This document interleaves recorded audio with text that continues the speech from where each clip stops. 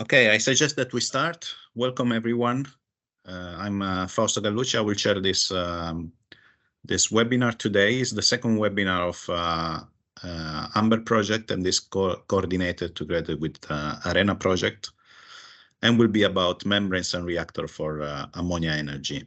So we will discuss ammonia production, ammonia conversion as well. And I would like to give the floor to José Luis Viviente, who is the coordinator of both projects. José. Thank you.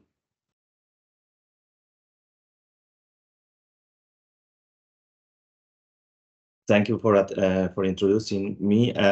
I will give some hints about the both projects. We are coordinating here from the Italia side.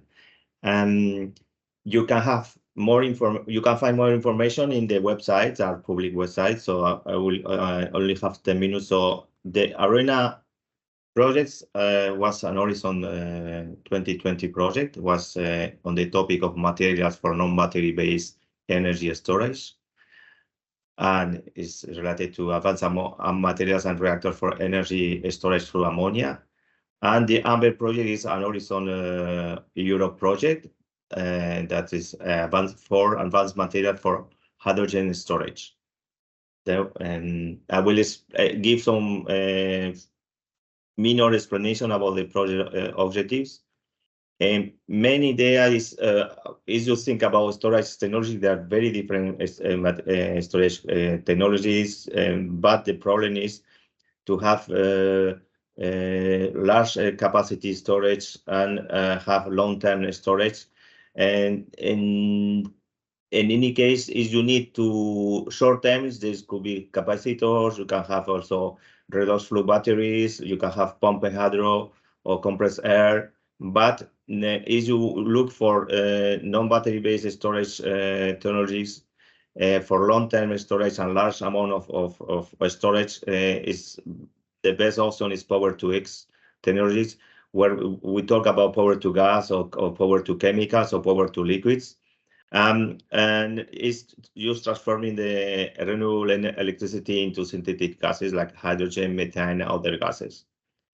In this sense, hydrogen has gained considerable attention as an ideal and clean energy carrier, because the combustion of hydrogen only produces water as byproduct, and has a high efficiency for energy conversion are achieved when it is employed as feedstock for power production. And also it's a way to facilitate the introduction of hydrogen and decarbonizing the economy.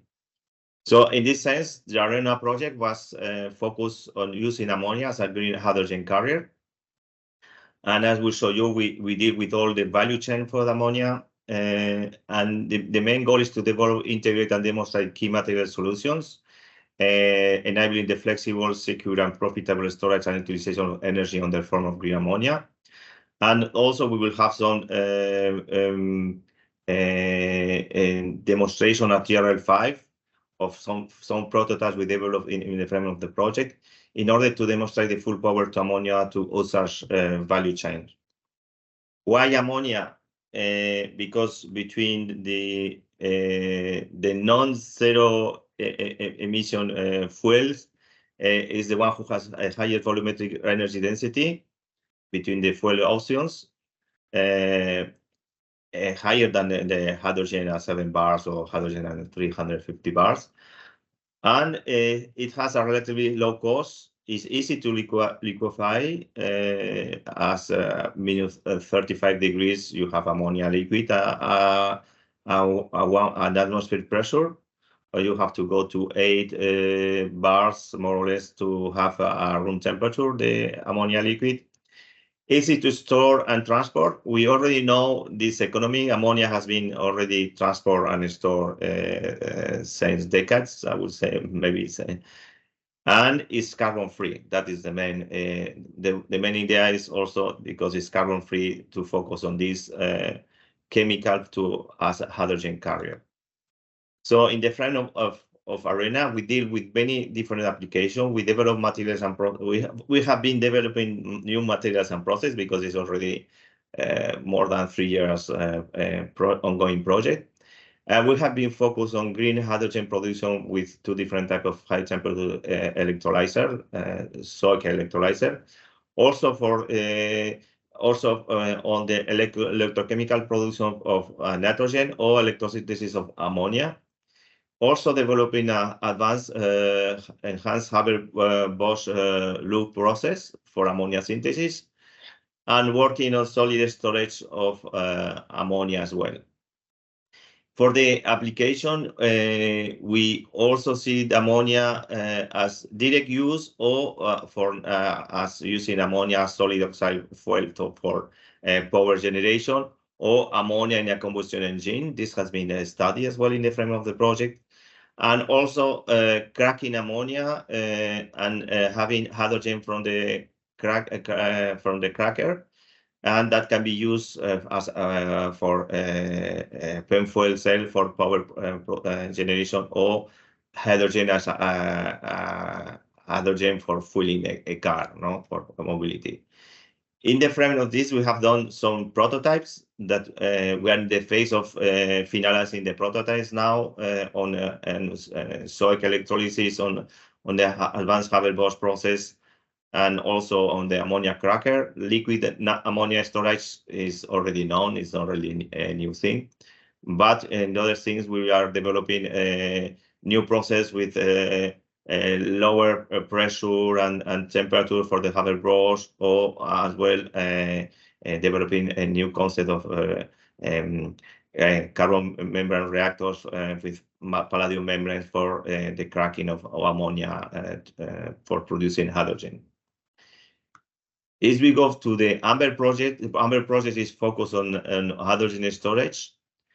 And in this project, we develop two different type of materials and application: short-term storage through hydrogen storage in metal organic frameworks, or for the long term, developing a new way for ammonia synthesis. In this case, the idea is also to use ammonia as a hydrogen carrier, but we have two different applications: long term and short term. And in the case of the short-term application, we try to develop a high-surface metal organic framework, and also to store hydrogen, and developing a container for the storage of hydrogen with a capacity of 40 grams per liter at 100 bars.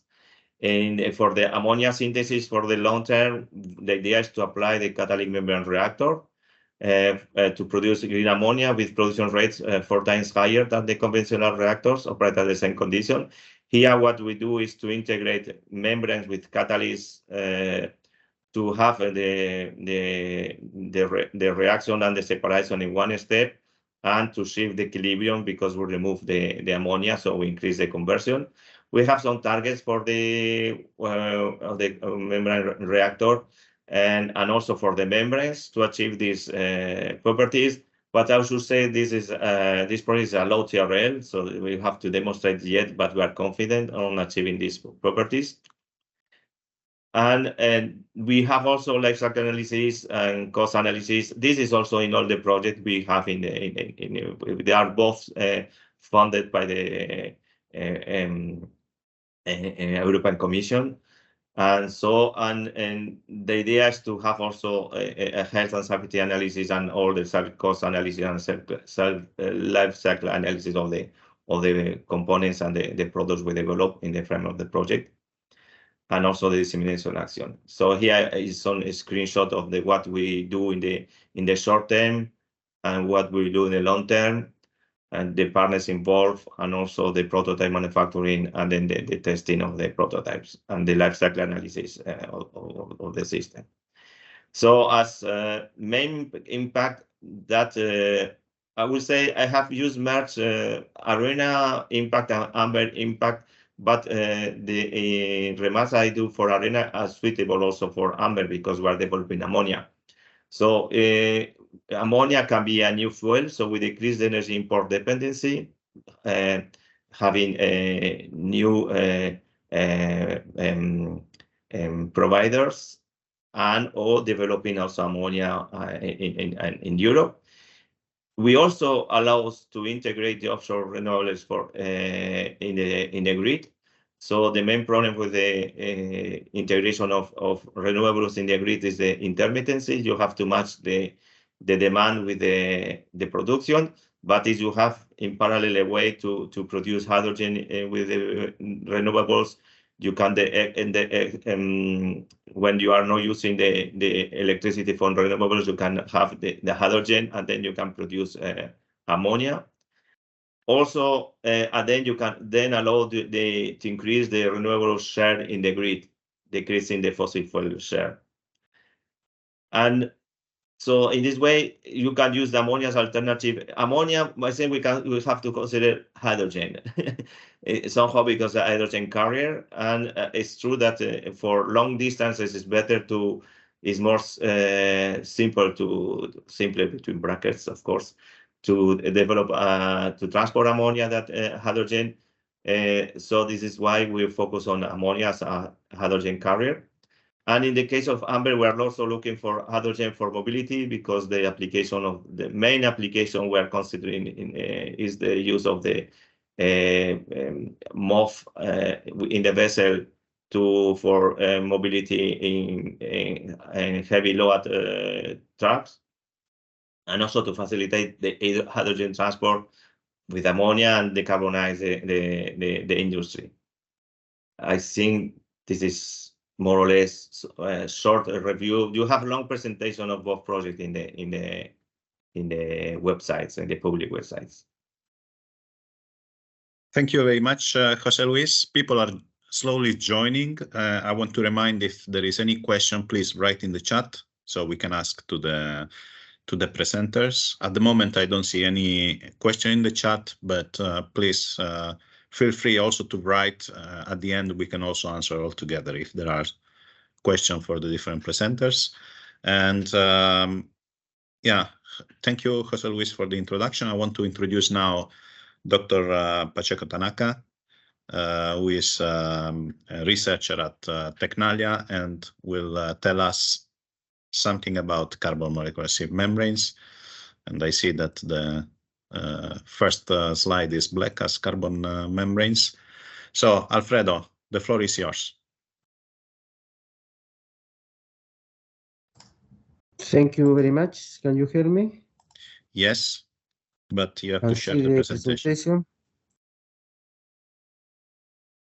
No? Perfect. You can go. Okay. Thank you very much, Fausto, and thank you for all of you to attend this presentation. I will talk about the carbon molecular sieve membranes for gas separation and membrane reactors. This work we are carrying out in collaboration with Tecnalia and TUI. First, I will start doing what is the motivation. As all we know is the global warming, and this is becoming more evident every day. What can be the solution for reducing global warming? One is to reduce the emission of greenhouse gases, use clean fuels, for example, hydrogen, because hydrogen reacting with the combustion of hydrogen we produce only water, and also the use of ammonia, because ammonia is the product of hydrogen, can be green hydrogen and nitrogen. As we know, nitrogen we have around 80% in the environment, and to synthesize ammonia. Another one is to use and capture the CO2. The idea is the CO2 that it is produced, converted in another compounds that can be used again. It means utilize the CO2. And this is what we are going and TUI and Tecnalia, using membranes, mainly carbon membranes and palladium membranes.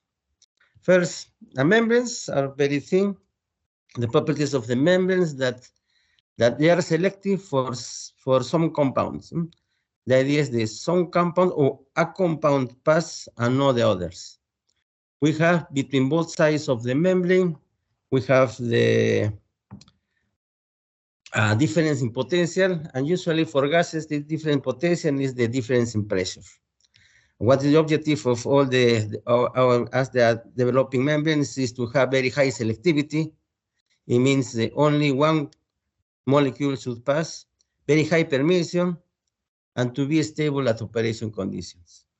The last part, the last condition, sometimes is not considered, and that is very important when we want to use current amounts in applications. We have different types of membranes. According with the nature, we have polymerics, which are porous and dense. The disadvantage of polymerics is that they cannot be used at high temperature.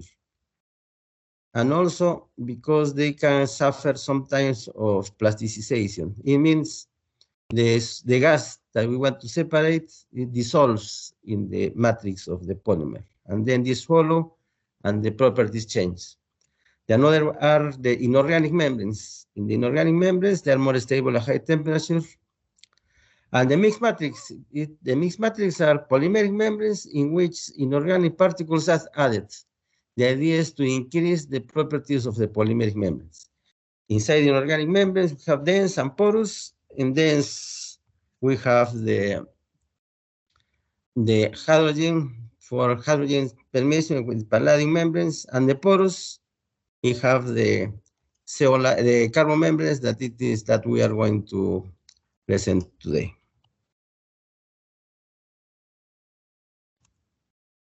Something happened that is not passing. Okay. Okay. The carbon membranes are prepared by carbonization of thermocycline polymers.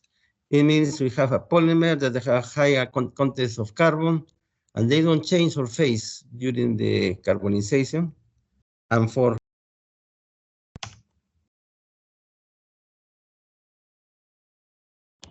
this is, for example, one example of a carbon membrane. This is a capillary membrane, but the problem of these membranes are that they are very small and brittle. See, this is the one example. For that reason, we use supported carbon membranes. It means we deposit a thin layer of carbon on ceramic supports. In the way where we prepare, it is in the method of one deep dry carbonization steps, in which we use a support. We dip inside the dipping solution, dry, at 90 degrees, at 200 degrees, and then calcination or carbonization. This is a typical composition of carbon membranes containing alumina nanoparticles.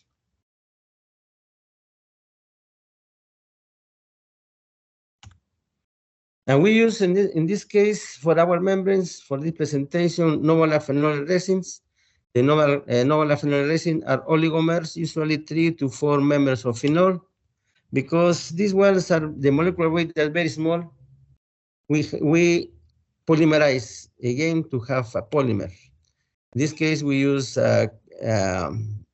catalyst and formaldehyde for forming the polymer. We have now the polymer, increasing the polymerization, increasing the viscosity. That avoids that the polymer filters inside the supports, and the layer can be formed in this way. And this is a high resolution image of a carbon membrane. This is from the bibliography. We can see these are the spaces between the carbon polymers are formed the pores. It means the size and distribution of the pores will depend on the polymers that we are using. We prepare nanocomposite carbon membranes. This is a carbon membrane. This is the same picture. We see it's a support, and then 3 micrometer thick carbon membranes. This carbon membrane, this carbon layer has boehmite particles. These boehmite particles are hydrophilic, as we see, because of the OH groups. It means that these pores can absorb water. This is very important for our case because these molecules of water inside the pores can be removed with another gases. And what is the permeation mechanism of these membranes? We see with the golden, we can represent here that it is the water attached to the walls of the pores. One is molecular sieving, in which only the small gases will pass. The bigger will not pass. It means this is size discrimination. And we have another adsorption diffusion. In this adsorption diffusion, there is some interaction between the walls of the membrane and the gas to separate. In this case, the gas slides through the walls of the pores and then pass to another side of the membranes. As you can see, in this type of mechanisms, the smooth passing of the gases. But if we, for example, increase very high temperatures and we remove the molecules of waters in the pores, now the mechanism changes. In the small molecules, you can see the molecules start colliding with the pores. And the big molecules, the heavier molecules will pass slower than the small molecules. And this is, we call Knudsen diffusion, but in micropores Knudsen. It means that, as we'll explain after, with molecular sieving, we can separate according with the size or the shape of the molecule, but in micropores Knudsen, the separation is according with the molecular weights. In this case, for example, for entre hydrogen and ammonia, in the Knudsen regime, ammonia is heavier and then will pass slower than hydrogen. In the case of molecular sieving, you can see here the kinetic diameters of different gases. As we see, there's very small difference between the size of the gases, especially with the ammonia, hydrogen. Nitrogen is a little bit bigger. We can see here the helium and ammonia are similar size, but this is almost the same size. Okay. The pore size and pore size distribution can be changed with the carbonization temperature. In this figure, we can see the membranes carbonized at 550 degrees and another at 650 degrees. The pores below 0.5 nanometers, they are responsible for molecular sieving or size separation, and the bigger molecules for adsorption diffusion mechanism. It means that if we can see in the picture, 650 degrees, the pores are more to the left, to a smaller size than 550. It means that we can control the pore size distribution according with the carbonization temperature. And what happened when we increase the carbonization temperature? We can see here some FTIR spectra of the carbon membranes. As we can see that in the left, that as the carbonization temperatures increase, the peaks start to disappear. And then around to 600, 650 or more, almost no peaks are observed. It means that the functional groups are disappearing with the temperature. In the picture below, we can see that the FTR peak only from CO. And we can see that between 550 to 650 to 700 is high decrease in the CO content. It means the functional groups or hydrophilic functional groups are being removed. During the carbonization, there is condensation of carbon structure, and as the temperature increase, we have more phenolic structure, and very high temperature, we have like a graphite structure. With this, a proton NMR study of the hydrophilicity of the membrane. And this one I will not explain here, but the idea here is that using the proton NMR, we can see that as the carbonization temperature increase, the membrane become most hydrophilic. This one was published in a paper, and it was very interesting to correlate NMR with hydrophilicity of the membranes. As say, the carbon membranes are hydrophilic. It means that water can pass through the membrane. As I explained before, one idea is to use the CO2, capture the CO2, use and convert it in e-fuels, for example. For example, it can be converted to methane with the formation of water. Also, similar reaction, we can convert also in methanol, in gasoline, in light olefins, dimethyl carbonate, and dimethylate. In all these reactions, water are being removed. It means if we remove the water, we can shift the equilibrium to the right, increasing the yields and reducing also the temperature in which the reaction is occurred. They are typical examples of process intensification. If we remove the water product with a membrane, we can have an example of process intensification. We have different projects. In situ fuel is the synthesis of the dimethyl ether using carbon membranes. Also the GICO, production of methanol. We measure its production of methane. But in this case, the measure is enough as a membrane reactor. It's only for separation of methane from a mixture after the reaction. As an example of synthesis dimethyl ether, is a two-process, usually it's a two-process reaction. In the first one is the synthesis of methanol, and the second one is this removing of water of reaction of 2 molecules of ethanol. As you can see, in the second step, another molecule of water is removed, and the overall, the methanol is producing 3 molecules of water. If we remove the water from the production, using a carbon membrane, the reaction will go to the right. This is the membrane we will use. And the idea is to have CO2 and hydrogen,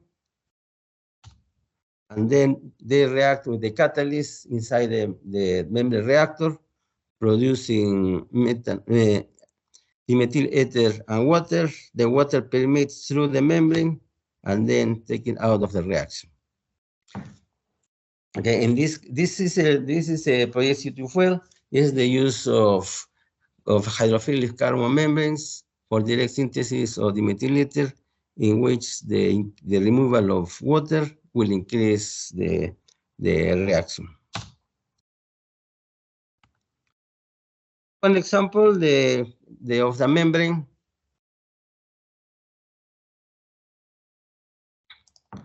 With the permeability of different gases at different temperatures of permeation. As we see, this one is a permeability, this is a kinetic diameter. The gas permeation decreases with the kinetic diameter. The water is the smaller molecule, has higher permeation than hydrogen and CO2 and methane. And are similar behavior in all the temperatures. For that reason, we use these membranes to synthesis of the vinyl ethyl because they have selectivity for hydrogen. This is the effect of the carbonization temperatures on the permeation of different gases. For example, this is hydrogen, the red one, CO, and nitrogen. We can see have this similar pattern. This is the temperature for carbonization. We have a 601 peak, another 700, and then decrease the permeation.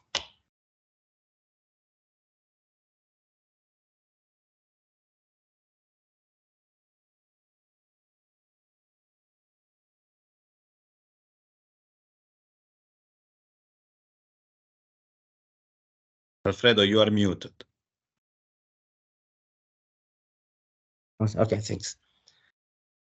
Okay, this is the permeation of different gases with using carbon membranes, and we can see that the carbonization temperature is very important for the permeation.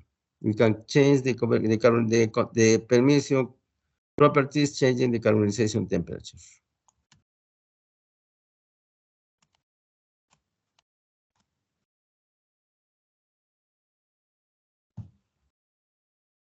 Okay. This one is example of membrane for separation of hydrogen. In this graph, we can see the different membranes and the selectivity of hydrogen. We can see that the carbon membranes has high selectivity and high permeation, but the best one is palladium membranes. I mean, the carbon membranes cannot compete in selectivity with palladium membranes, but the difference is much cheaper than palladium. We have a project, the HIDE projects, in which the rate of gas can be used for storage and distribution of hydrogen. Means blending the natural gas with hydrogen. For this reason, this one can be used and distributed to the houses or to the factories. And in the end user sites, using membranes, it can separate hydrogen and methane again. The hydrogen can be used in fuel cells and the methane to combustion.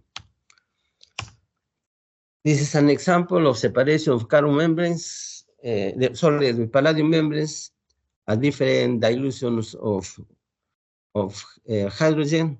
This is a double skin membrane. This membrane is very special because it have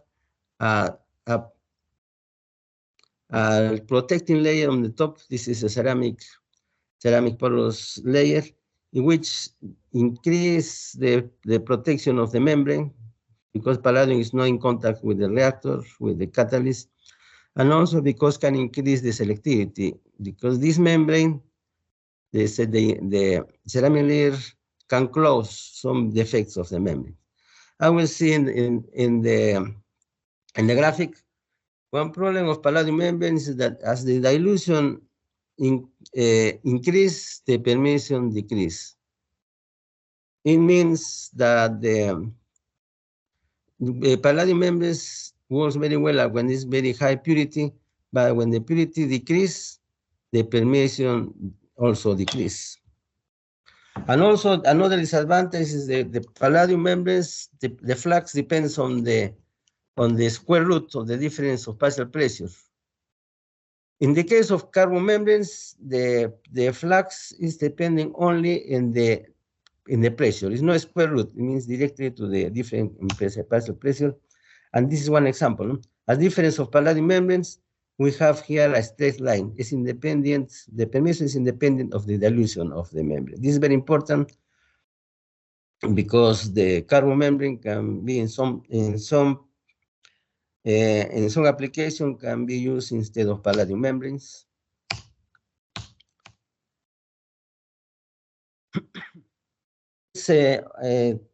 The purity of the hydrogen using 90% of methane, 10% of hydrogen. We are comparing palladium membranes. This is DS is double skin, and carbon membranes. We can see that the purity is not very high for carbon membrane. It's not very, means more than 99%, but it's smaller than palladium double skin. But this one, palladium double skin, has very, very high selectivity. But normal palladium membranes that have selectivity around 2000 with nitrogen or around, we can see that the purity decrease. It means that the carbon membranes, if you compare with the palladium membranes with the same selectivity, can be used for this separation. And also because at high pressure, the carbon membranes sometimes can reach or overpass the permeation of hydrogen. And now in hydrogen and ammonia, why use ammonia instead of hydrogen? Because they have very high volumetric density and high calorimetric density. Okay, and also because they're much safer of transportation. And ammonia has been using for more than 100 years, and it was used in 1800s as a instead of combustion engine. Why it's using space? Jose Luis explained before. I will not more than on this one, but we are using the membrane for the composition of ammonia.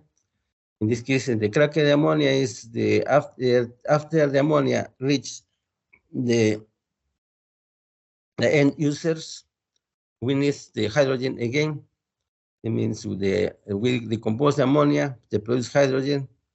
In this case, palladium membranes are very good because they have very high selectivity and selectivity for hydrogen.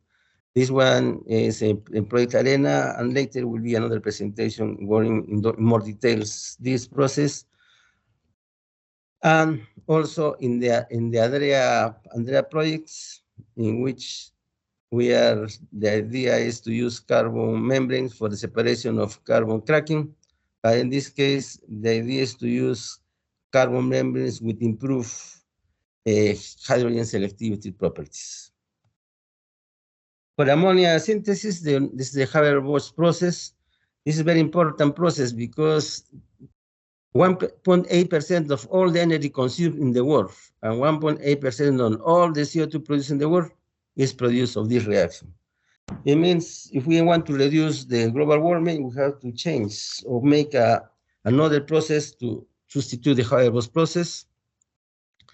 If we, in this case, in our project, is the idea to use catalytic membrane reactor for process of ammonia. Is to use nitrogen from air and using green hydrogen. And we can see here what is for the Haber process, the normal Haber-Bosch process will require high temperature and high pressure, and the idea is to reduce the temperature and pressure of reaction. For the reason, we propose to use ammonia selective membranes. In this is inside a catalytic membrane, and then the idea is to remove membrane hydrogen. And this is with some results that we have. This is the separation. This is the membranes at different kinetic diameter and the permeation. We can see the helium and ammonia are similar, the kinetic diameter. But we can see the ammonia permeation is very high compared to helium. It means the mechanism here is not molecular sieving, it's adsorption diffusion because ammonia has more selective for helium. Thank you very much. This is the many projects that are helping us for the development of this membrane. Any questions, please? Thank you very much, Alfredo. Is there any question? Please write in the chat. I think there is one.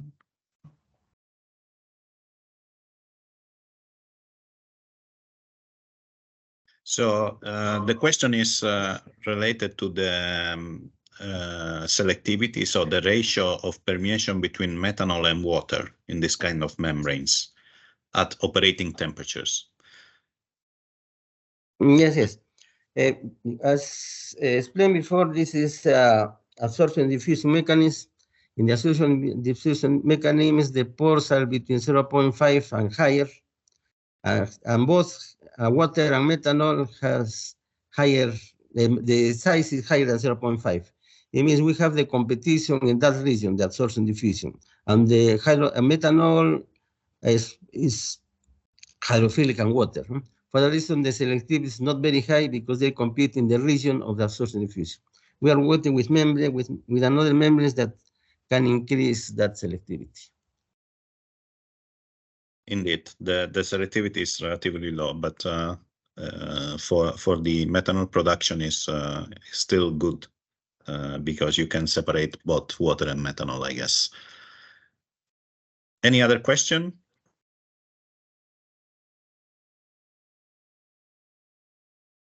Apparently not. Anyway, if you have any question for Alfredo, just write in the chat. We will ask later. Thank you very much, Alfredo, for the nice presentation. And I would like to invite now the next presenter, who is Arash Raimali from Eindhoven. Hello. Do you hear me? Yes. Perfect. You can proceed. Yes. Thank you very much, Fausto. So I will just share my screen, and then I think now everybody can see my screen. Yes. Yeah. Please go. Okay. Thank you very much. Hello, everybody. Good morning. My name is Arash, and I'm a postdoc researcher in Eindhoven University of Technology in the subgroup of inorganic membranes and membrane reactors.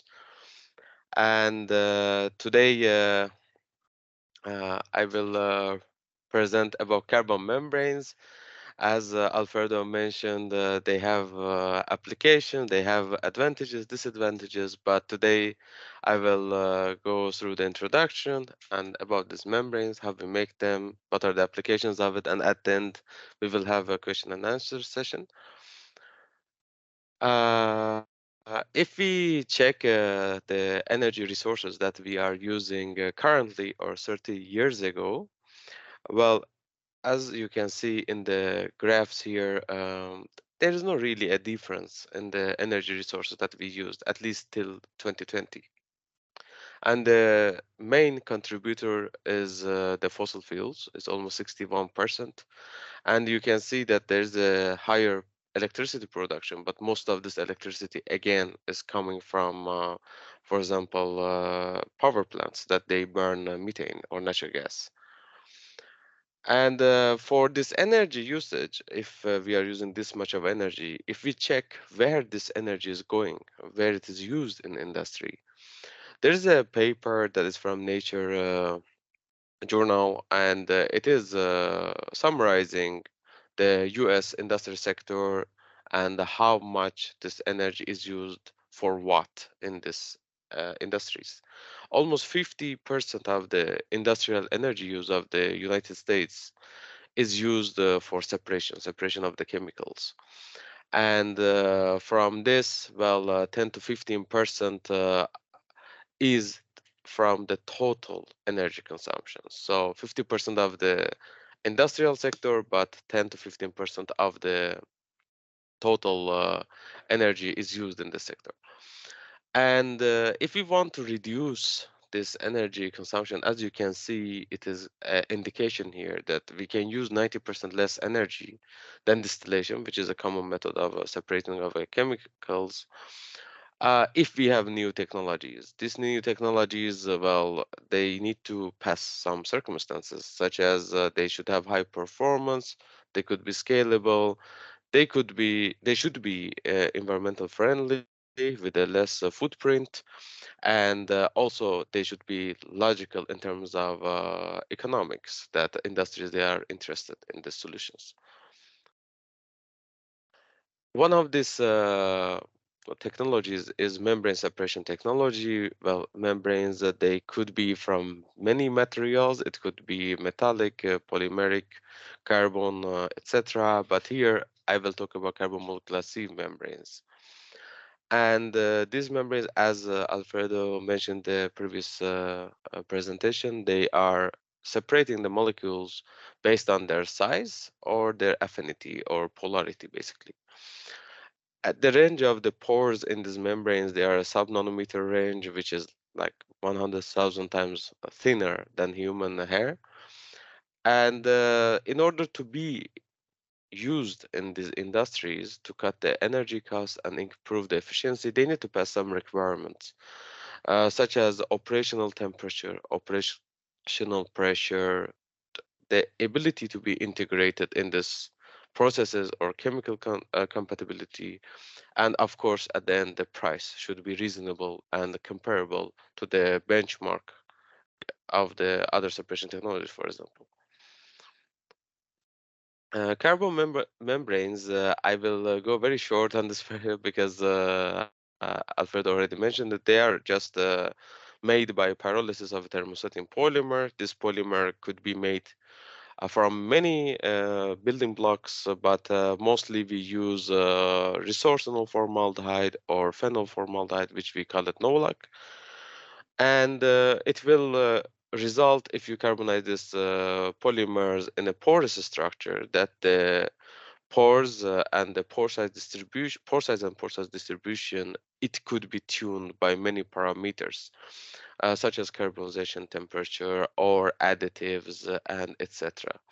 As you can see here in this graph, for example, if we have a couple of membranes and we are introducing a new parameter, to this structure during the synthesis, and we are altering this parameter, we can tune the pore size distribution in these membranes, and we can go from really wide to narrow pore size distribution, which is mostly required in the gas separation processes.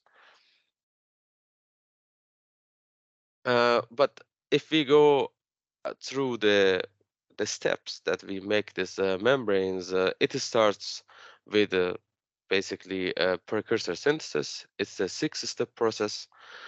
The precursor or the oligomers, first they are synthesized, then we are making a deep coating solution out of this oligomers, then we have the coating.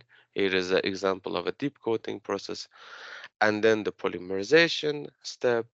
Finally, it is carbonization or pyrolysis. And then at the end, we could have also post-treatment, which in the later slides, I will show one example of it. In these membranes, surface diffusion and molecular sieving is the most common transport mechanisms. And we, according to the application, we could take advantage of both of them or only one of them. And basically, as I mentioned, if you have a gas mixture and these molecules, they differ from each other in a kinetic diameter or difference in polarity, we can tune the membrane based on the parameters of the synthesis and fabrication to be selective towards a certain molecule or have a higher selectivity towards that molecule. In the processes that if they have operation temperature up to 700 Celsius, this is when you do not have oxygen in the environment of the reaction or separation. But the pressure can go up to 200 bar, but it is important to note that these are supported membranes. The 200 bar limit, it doesn't really come from the membrane. It is the limit of the support, which is a ceramic support that it can tolerate this pressure. And the configurations, they could be basically for gas separation, such as simple separation of, for example, CO2 from a flue gas, or it could be pervaporation for liquid vapor and vapor permeation, or a little bit different application, but also they are used for that is selective gas distribution, such as in bioreactors, for example. And these are the applications, couple of applications of the carbon monoxide sieve membranes. This is for hydrogen separation, and we are altering only one parameter, which is adding the aluminum with the ligands, which we call it aluminum acetonate, to the deep coating solution, and what it is affecting this molecule on the pore size distribution.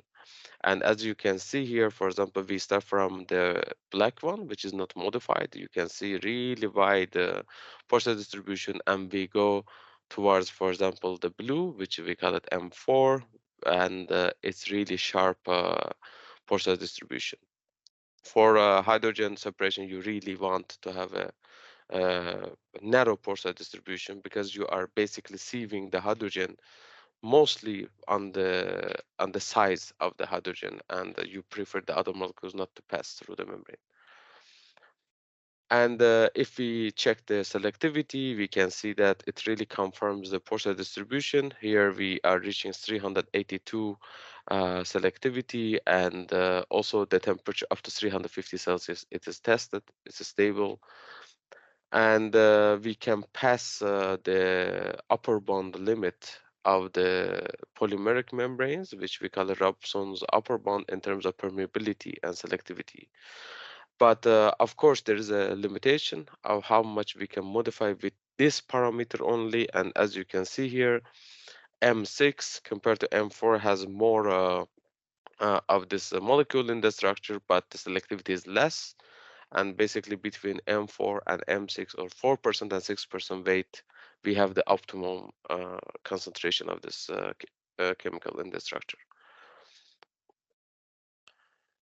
The other application which we have tested, it's the CO2 separation. In this case, it's mostly for flue gas, separation of CO2 from nitrogen and CO2 mixture. And the precursor is changed from Novalac to resorcin formaldehyde. And as you can see here, even at high temperatures, we have high selectivities of CO2 over nitrogen. And the parameter that we are changing here is not only the oligomer, it is the effect of degree of polymerization on the pore size distribution.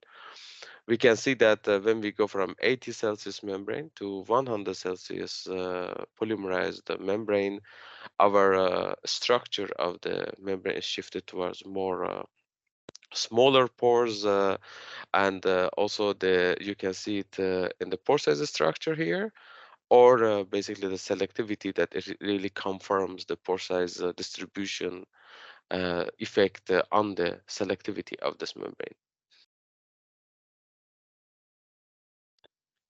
If we go further on these membranes that they are developed for flue gas separation, we have also a post-treatment. It was the sixth step in the synthesis of the membranes. Here, in that step, we are checking if we can introduce some oxygen, controlled amount of oxygen to etch the membrane, and see the pore size distribution, how it's going to change with that, and how the selectivity going to change with this structure. And we can see that if we can tune this step, for example, in the R80T 150, which means it's polymerized at 80 Celsius and 150 Celsius post-treatment temperature, we can see we can even further go in the pore size distribution. And of course, we need to benchmark with the other membranes in the literature. And again, our membranes, they stay well beyond the upper bound limits for CO2 over N2 selectivity and permeability. The other application of the membranes, the CO2 selective membrane, is for upgrading of a biogas, or basically separating the CO2 out of the methane. And here, again, we modify the membranes to shift more towards the size that the CH4, basically, it is rejected, and CO2 is more favorable.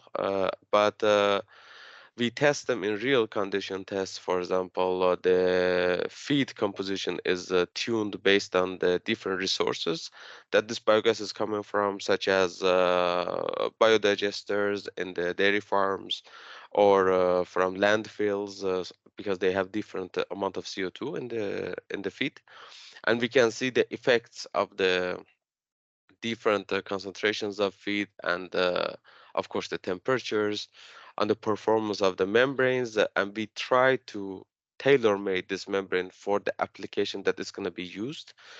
That's why maybe some of the membranes that we have built is not really favorable for application which is 50% CO2 in the structure, but it is more favorable for the one with 20%.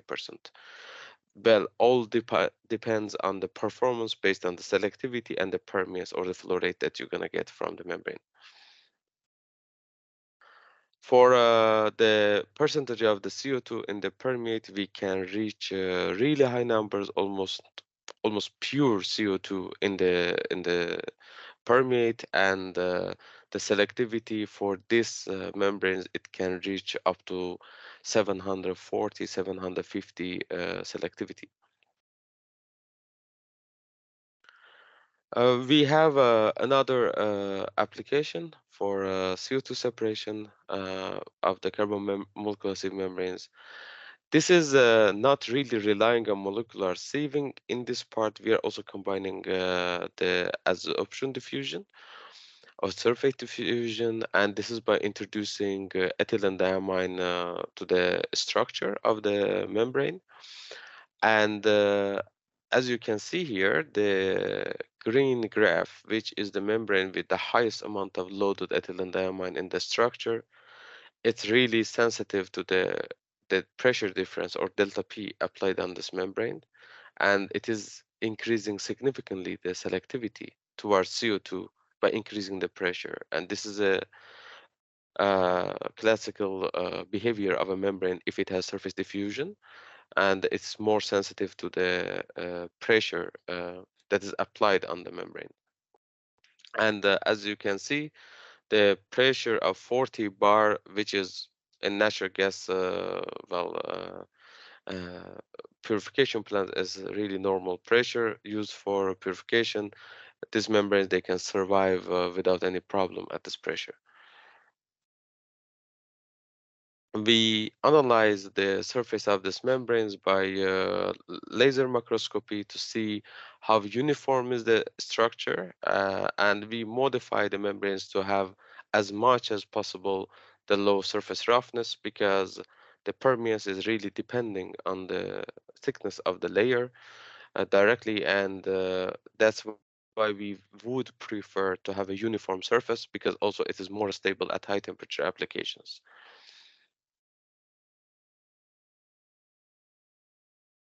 Here we are doing a test for these membranes with more adsorption sites for separation of CO2 at steel mill plants.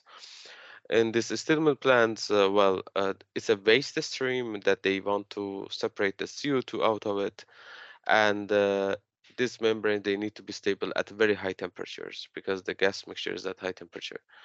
And till 300 Celsius, we can see we can modify this membrane to have extremely high selectivity and a high CO2 concentration, like 90% in the permeate. And with these modifications at high temperature, without modifications, we are below the Robson upper bound because it's a very high temperature application. But with modifications, we can move towards having high selectivity and high permeability at the same time. One of the different applications, it is used for helium separation. Helium is, as Alfredo mentioned, is one of the smallest molecules with 0.25 nanometer kinetic diameter, and it is equal to ammonia, but it is inert towards our membrane, so we have only molecular sieving transport mechanism to separate this molecule. And we need to have the smallest pore size basically to separate helium from natural gas. This is the only resource of the helium currently in the world that it is produced only from natural gas. And here, with controlling the carbonization temperature and polymerization temperature, we can reach almost 90% of the pores below 0.3 nanometer, which is the pore size that only helium can pass through, and the other gases such as methane or nitrogen cannot go through the membrane to have the extremely high selectivity and go beyond the limit of the other membranes. We have modified these membranes to be extremely hydrophilic or hydrophobic. Again, compared to the other membranes, we modify them according to the fabrication steps, mostly carbonization temperature. And the oligomers, for example, molecular weight, in this case, in this work, we are dehydrating the bioethanol via evaporation to reach the fuel grade that it could be injected as a fuel to the cars. Here we modify the membranes according to the support that they are supported on, and also the molecular weight of the oligomer. We could see that by modifying the support and also the other parameters such as the oligomer molecular weight, we can increase the selectivity of the membrane, meanwhile do not sacrificing the water permeance through the membrane. And with that, thank you everybody for listening. If you have questions, suggestions, I'm here. Thank you. Thank you very much, Arash. There is a question which probably is for you and for Alfredo.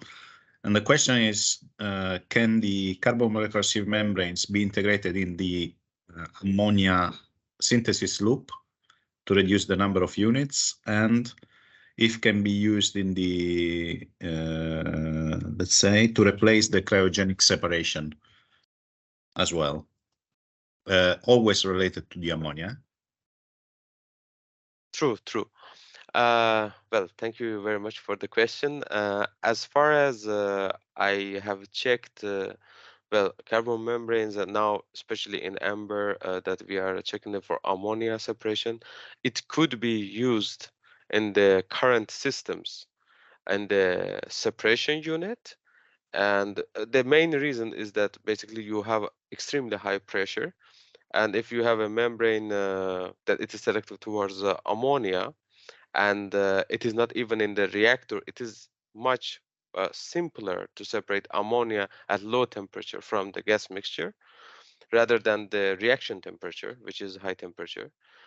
But you will have ammonia as your permeate, mostly enriched gas and ammonia in your permeate, and your retentate, basically it could be looped back to your reactor, to your conventional reactor. But how much it could be efficient, or how much it could work well, to be honest, we need to test these membranes in that operational temperature and pressure to see how much selective they are. Yes.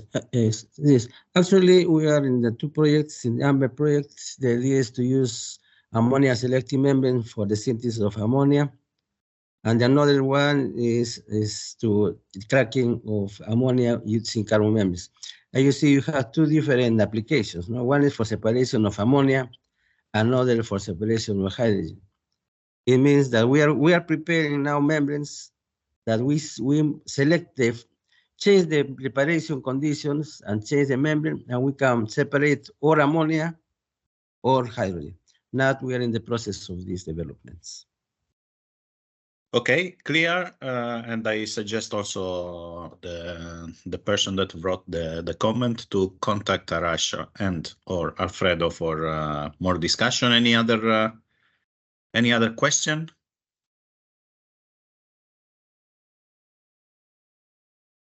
If not, thank you again, Arash. And we go to the next presenter. Thank you everyone for listening. This time is from the ARENHA project, and this Valentina. So, good morning, everybody. Can you hear me first? Yes. Okay. I will share my presentation.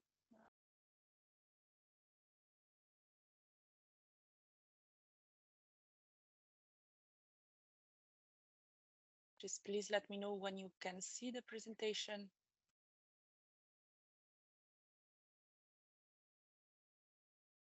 Yes, we can see, and you can start. Okay. My name is Valentina. I am a PhD candidate at Eindhoven University of Technology, and as part of the ARENHA project, I work on hydrogen production from ammonia. So today I will give a presentation on the topic of hydrogen production from ammonia decomposition in membrane reactors, and I will be talking mostly about experimental, process design, and techno-economics. So before we go directly to experimental, process design, and economics, which are going to be the core of this presentation, I would like to give a quick introduction. Basically, why hydrogen and why ammonia? Why from ammonia? Well, hydrogen is considered as the ideal energy carrier, and in principle, it's because its combustion produces only water as byproduct, and also because high efficiency for energy conversion are achieved when it is employed as feedstock for power production. However, this comes also with disadvantages, and the disadvantages are mainly related to the fact that there are difficulties related to gas handling and to the fact that there is also a low volumetric energy density for hydrogen. So these basically have prevented so far the widespread of hydrogen-based technology. One possible alternative to solve this issue is to store hydrogen in liquid carrier compounds. The reason for this is that they can be easily transported over long distances, easily stored, and then they can basically be either used as they are, so basically used as feedstock directly, or they can also be decomposed to produce hydrogen when required. So there are several possibilities, but one of the most interesting ones, that's the one that we explored within the ARENHA project, is ammonia.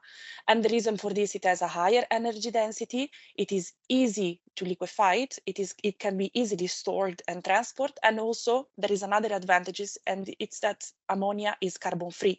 So it is interesting also for those applications that are carbon sensitive, such as, for example, PEM fuel cell. Now, this advantage, the last advantage, so the fact that ammonia is carbon free, is very important and makes ammonia very attractive.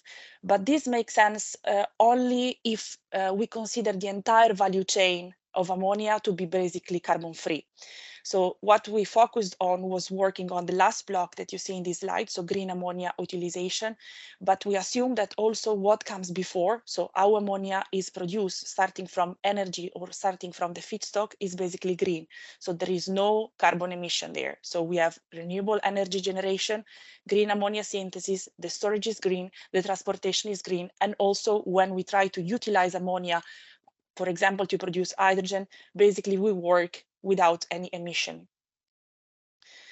Now, if we look at ammonia decomposition for hydrogen production, basically the reaction is the one that you can see in this slide. So ammonia, one molecule of ammonia decomposes into 0.5 molecule of nitrogen and 1.5 molecules of hydrogen. The reaction is endothermic, meaning that it is favored at high temperatures. And also it proceeds with molar expansion, meaning that the reaction is favored at low pressure. So this translates into the fact that if we use a conventional system to produce hydrogen from ammonia, basically we need a reaction unit working at high temperature and low pressure, ideally. And then we also need a separation unit to separate basically hydrogen from nitrogen and also to remove hydrogen from the residual traces of ammonia that is not converted. Now, what we propose in the ARENHA project is a novel technology, which is a membrane reactor, in which these two units are basically condensed in one single device. So ammonia decomposition reaction and high purity hydrogen separation are basically performed within a single unit. We did some experimental tests, so we performed a proof of concept implementing palladium-based membranes in a membrane reactor, so having the membranes immersed in a bed of catalyst, so in a packed bed of ruthenium-based catalyst. And what we could see is that indeed, compared to conventional system, in a membrane reactor, it is possible to achieve higher ammonia conversion, even at lower temperatures. And this brings indeed an advantage in terms of higher efficiency, an advantage in terms of efficiencies. At the same time, it's also possible to recover simultaneously high purity hydrogen. So in principle, you have higher compact, so you reduce the footprint of the technology. There is also another advantage that is visible from this technology. Indeed, from a thermodynamic point of view, what you expect is that if you increase the pressure of the system, in principle, you should see a decrease in the conversion. In a membrane reactor, this is limited, so this is not necessarily happening. Why? The reason for this is that when you increase the pressure in the reactor, you also increase the hydrogen extraction, and therefore you improve the kinetics, and then you go to also give benefits to the ammonia conversion. And this, in principle, have an impact, a positive impact on the compactness of the system. At the same time, though, if you increase the pressure of the system, this comes also with a disadvantage, that is the fact that you have lower purities of hydrogen recovered. Now, we have done this proof of concept implementing palladium-based membranes, but in principle, what's possible to do is also to use different type of membranes, or even palladium-based membranes, but with different membrane configuration. I reported in this slide the results of 4 different membranes. So there are 3 palladium-based membranes and 1 carbon membrane, but they are on different supports. So some of them are in ceramic, some of them are in metallic, some membranes are double skin, some other membranes are conventional. This results into the fact that these membranes have different hydrogen permeance and also different hydrogen-nitrogen permeance selectivity. Of course, when you have different separation performance, you also have different reaction performance. And this is what you can see at the bottom of this slide, so where you have the 2 graphs. Indeed, you see that the trends are consistent. So when the temperature increases, the ammonia conversion and the recovery indeed follow the same trend, but you have different performance. So why is it so? The reason for this lies in the fact that ammonia conversion and hydrogen recovery basically mutually influence each other. So in principle, what happens is that the increase in the ammonia conversion that happens as a consequence of an increase in the reactor temperature leads to an increase in the partial pressure of hydrogen at the retentate side of the reactor, and therefore this leads to higher hydrogen recoveries. At the same time, if your membrane has a higher hydrogen permeance, this means that you increase the hydrogen recovery. While increasing the hydrogen recovery, you improve also the kinetics of the reaction, and therefore you have higher conversion. This translates, though, into the fact that even though we have proved that the concept of hydrogen production from ammonia decomposition works specifically very well for palladium-based membranes, indeed, it's also possible to achieve comparable performance when you use other type of membranes, but when you tune reactor basically operating condition, the installed membrane area, and also the membrane separation performance.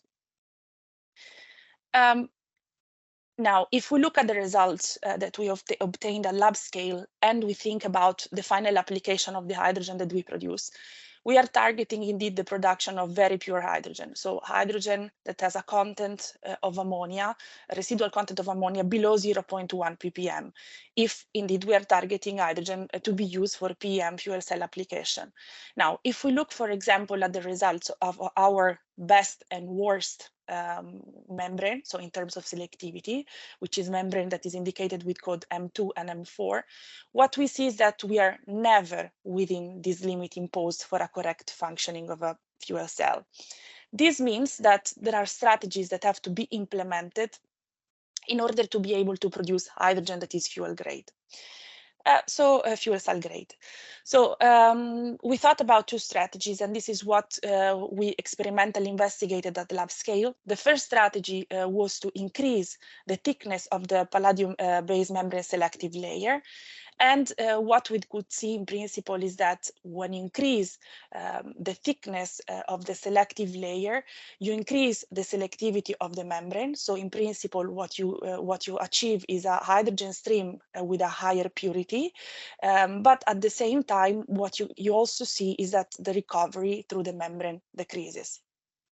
And we investigated also a second strategy, which is the addition of a hydrogen purification stage downstream the membrane reactor. So you basically use a membrane reactor, and downstream you use a bed. So it is a bed with sorbents. And the idea is that you absorb the residual ammonia in the hydrogen stream. What we saw is that while using a bed of zeolite 13X, it was indeed possible to obtain a hydrogen stream very pure, so to reduce the residual ammonia concentration in the permeate from values around 70 ppm to basically values below the detection limit, the accuracy limit of the FTIR that we use to measure the residual ammonia concentration in the stream. And this was carried out implementing a membrane that was very thin compared to the previous case, so to the case in which we used a higher selective layer, a higher thickness of the selective layer. This, of course, translates into two advantages or into some observations. So it is indeed possible implementing both the strategies to achieve the target that we want, so an ammonia concentration in the permeate below 0.1 ppm. But there is one of these two strategies that is more advantageous from an economic point of view, and which is the second strategy. Why? The second strategy indeed allows to use thinner membranes, which have indeed a benefit, which is the decrease of the investment cost. So if the thickness decreases, you have a higher permeation, a lower selectivity, but you also need less palladium for membrane preparation and also a lower number of membranes. Moreover, the introduction of a hydrogen purification stage downstream the membrane reactor also allows to operate the reactor at lower temperatures and to accept higher ammonia concentration at the reactor outlet, which has, on the other hand, benefits from an energetic point of view. So it is indeed more profitable from an economic point of view. Now, indeed, we have proved that this concept of hydrogen production from ammonia in a membrane reactor works, it's feasible, but there is a question that we need to answer, and it's that, is this also economically profitable compared to a conventional system? Indeed, there are studies that are available in literature which calculated the cost of hydrogen production when you use, for example, a conventional system or a membrane reactor system, but there is not a comparative study that addresses the techno-economic assessment at different plant capacities and system configurations. So what we also did, we performed a techno-economic assessment, and we did it for a decentralized plant for hydrogen production from ammonia decomposition. So hydrogen to be used, so targeting the hydrogen production for hydrogen to be used directly in PEM fuel cell and for stationary and also vehicle application. So when we look at decentralized plants, we are targeting 500 kilograms per day of hydrogen production, hydrogen with purity of 99.97% at least, and also targeting a maximum concentration of ammonia in the hydrogen produced of 0.1 ppm. How do we design the process? So how do we go from ammonia to hydrogen? Well, in a conventional system, as we said before, you have a reactor, and then basically in your reactor, ammonia decomposes into hydrogen and nitrogen. You need to supply heat, so you need to burn some fuel, and then we will discuss what this fuel should be. And at the outlet of the reactor, your products need basically to be, you need to separate the hydrogen from nitrogen and residual ammonia. At which extent do you have to separate depends basically on the final application of hydrogen. You have stationary application and vehicle application, and the target for, so the requirement imposed on hydrogen are different. So for example, in stationary application, you need to have less than 50% of nitrogen in the stream, which is always ensured by the, let's say, by the stoichiometry of the reaction. And then you also need to have 0.1 ppm of ammonia. For vehicle application, the requirements are more strict. So you need to have less than 300 ppm of nitrogen and less than 0.1 ppm of ammonia. So it means that the separation phases, so how you what you do during separation changes. When you have a membrane reactor-based system, basically the separation of so the reaction and the separation of hydrogen from nitrogen is already carried out inside the device, so inside the membrane reactor. So it's possible that if the membrane are extremely good, so they have a very high selectivity, you actually don't even need a unit for the separation of further separation of nitrogen, but you only need a stage for the residual ammonia removal. So what we did was we performed simulations in Aspen Plus, and basically we simulated the process and we calculated material and heat balances and also the cost of hydrogen produced in the two scenarios. So in this slide, there are indeed a lot of information, but just to explain how the comparison from an economic point of view was carried out. So we basically calculate the cost of hydrogen produced in the two scenarios as given in the equation at the top of the slide. And in this basically slide, I just included the main assumptions that were taken for this study. I will not discuss them in detail, but if there are any questions, we can maybe discuss later, or you can even contact me and I can share with you. So first of all, we said that the reaction is endothermic. So you need to supply heat to the reaction unit in order to be able to sustain your reaction. But to do so, what you have to do is basically to burn some fuel. But what is this fuel? You have a couple of choices. So choice number one is to burn ammonia directly, which looks, let's say, interesting, because in principle you would avoid to go through the entire process. So you just burn ammonia from the storage and you just burn it and you create heat basically to supply to the process. Or another alternative would be to combust a part of the hydrogen that you produce at the outlet of your process, so as a product of your process.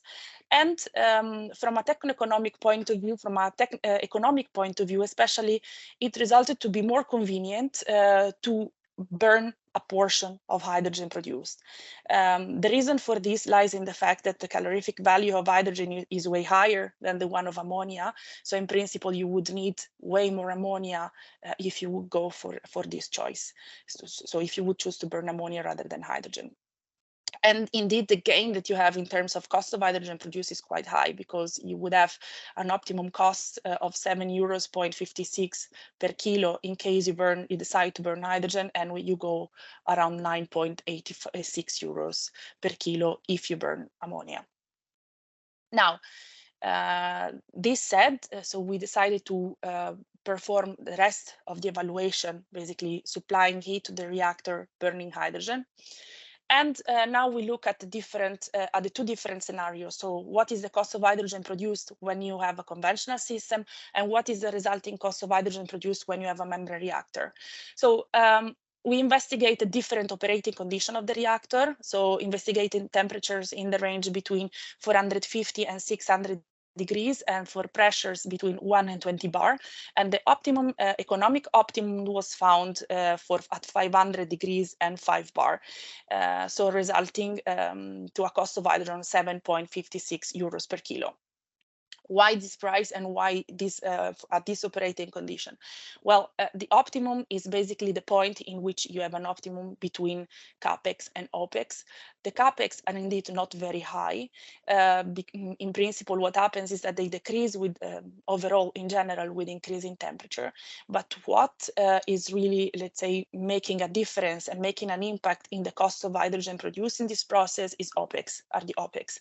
Indeed, if we look at the opex, they are very high. And if you look, let's say, at the fixed OPEX, in principle, they are not extreme, they are not very significantly affected by a change, by a variation in the operating conditions. But what is mostly affected by a change in operating conditions are the OPEX variable. And this is mainly due to the fact, to the contribution of ammonia. We're going to see it in one of the following slides. If we move now to the system in which we produce hydrogen in a membrane reactor, basically what we see is that the optimum is found for different operating conditions. So how we designed the system was starting from experimental data and basically scaling up. So if we look at what we found in the lab, so from experimental evidence, is that we have a hydrogen purity that is already within the targets that we have. So we produce hydrogen with a purity higher than 99.97%, which is great for our purpose. The problem is that the concentration of ammonia in the permeate is outside the limit. So it is way beyond the limit imposed. So we need, besides a membrane reactor, we also need a purification unit for ammonia removal. Now, if we look at the different temperatures and different pressures, what we see is that we find an economic optimum at 500 degrees and 4 bar. And in this case, the cost of hydrogen produced is around 6.75 euros per kilo. And also in this case, this cost is driven by OPEX. So as you can see, you have more than 90% of the costs that are OPEX. And in particular, once again, it's also, as in the case of a conventional system, they are variable OPEX. Why is this so? Once again, the economic optimum arises from let's say the optimum between capex and opex. So in principle, what you see is that when you increase the temperature, you have a higher hydrogen recovery, which leads to a decrease in the ammonia that is needed as feedstock. So this results in a sharp decrease in the opex. And on the other hand, when you have a pressure of the reactor that decreases, you also decrease the recovery, which leads to an increase in the amount of ammonia that you need to feed to the reactor to target your production of hydrogen. And this leads to an increase in the OPEX.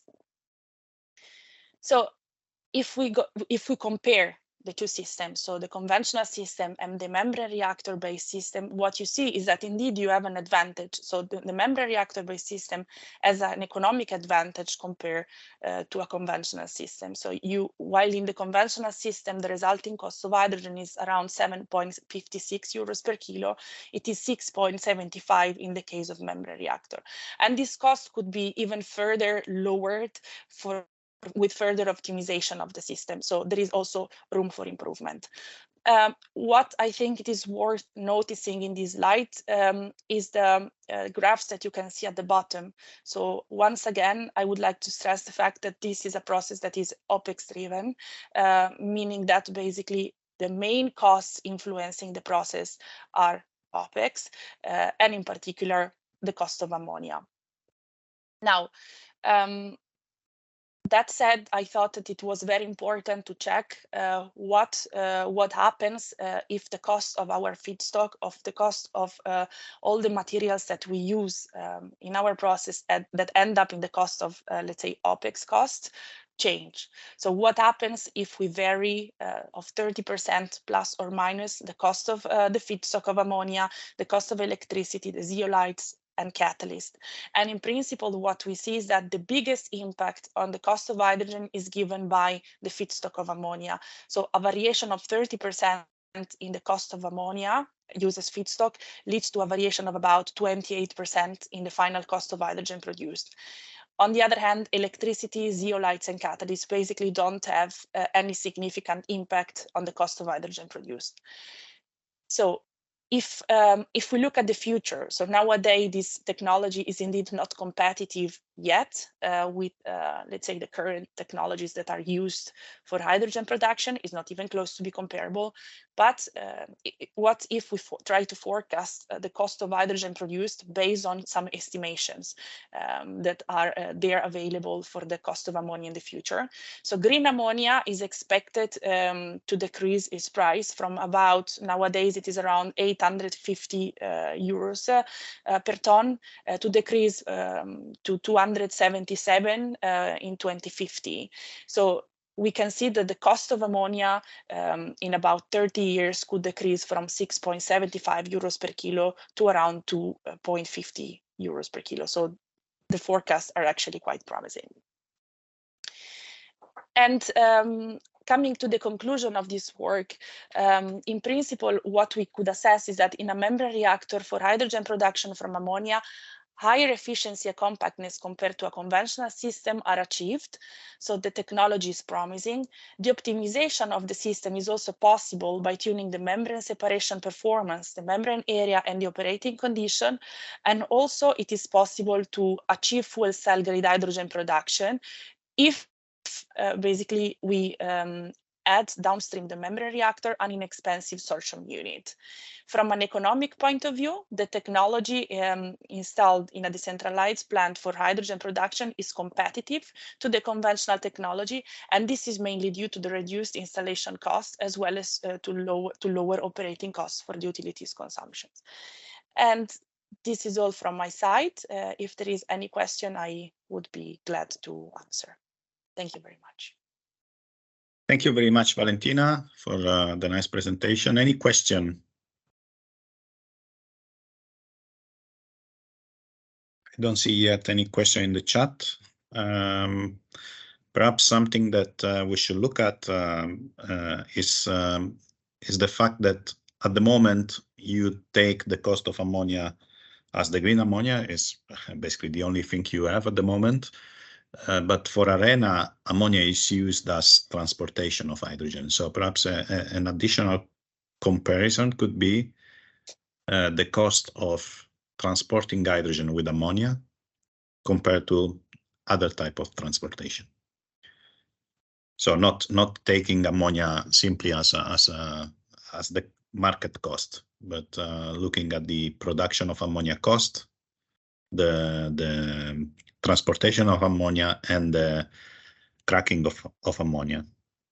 Yeah, I think that there is a question.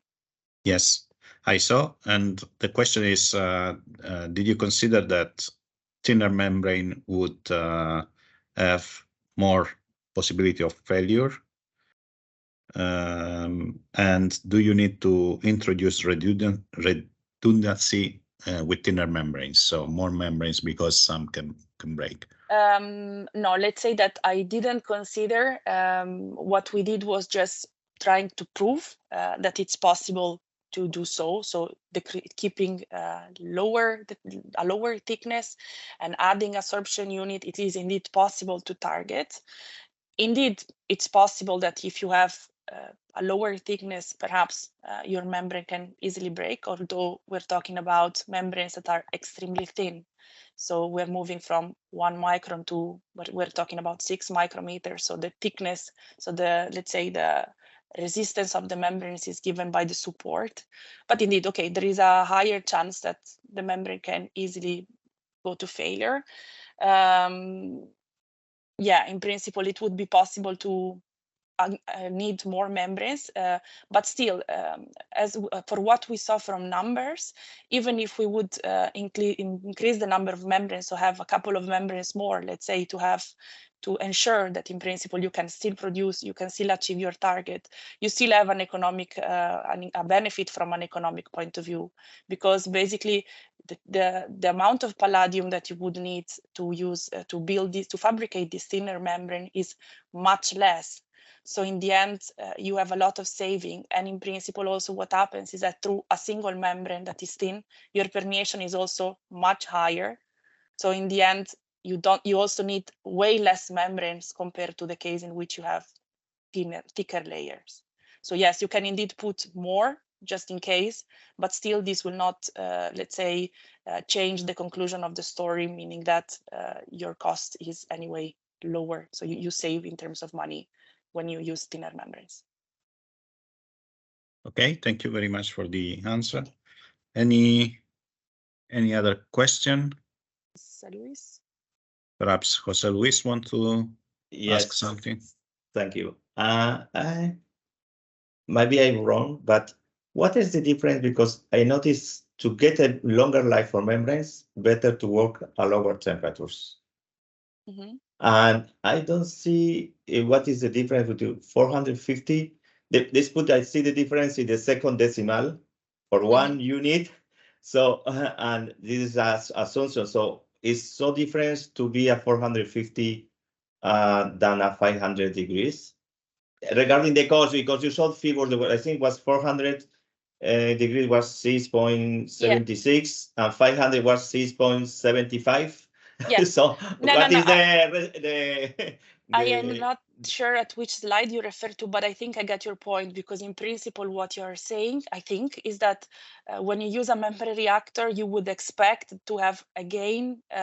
You would try to save in terms of operating condition, because the idea would be to work at lower temperature. Yes. And on the other hand, what I showed in the presentation is that the optimal point in the conventional system and in the membrane reactor-based system, the optimum point was always in both the case at 500 degrees. So in the end, in this process, it looks like this advantage is gone. And indeed, it is in a way gone because of the cost of ammonia. So in the end, working at 500 degrees or working at 450 makes a difference in terms of how much ammonia you need. And that basically goes to compensate for the savings that you have in terms of energy. So thank you. There is a question in the chat. If you have considered the effect of aging and the performance changing in time, and I think this is referred to the membrane still. Yeah.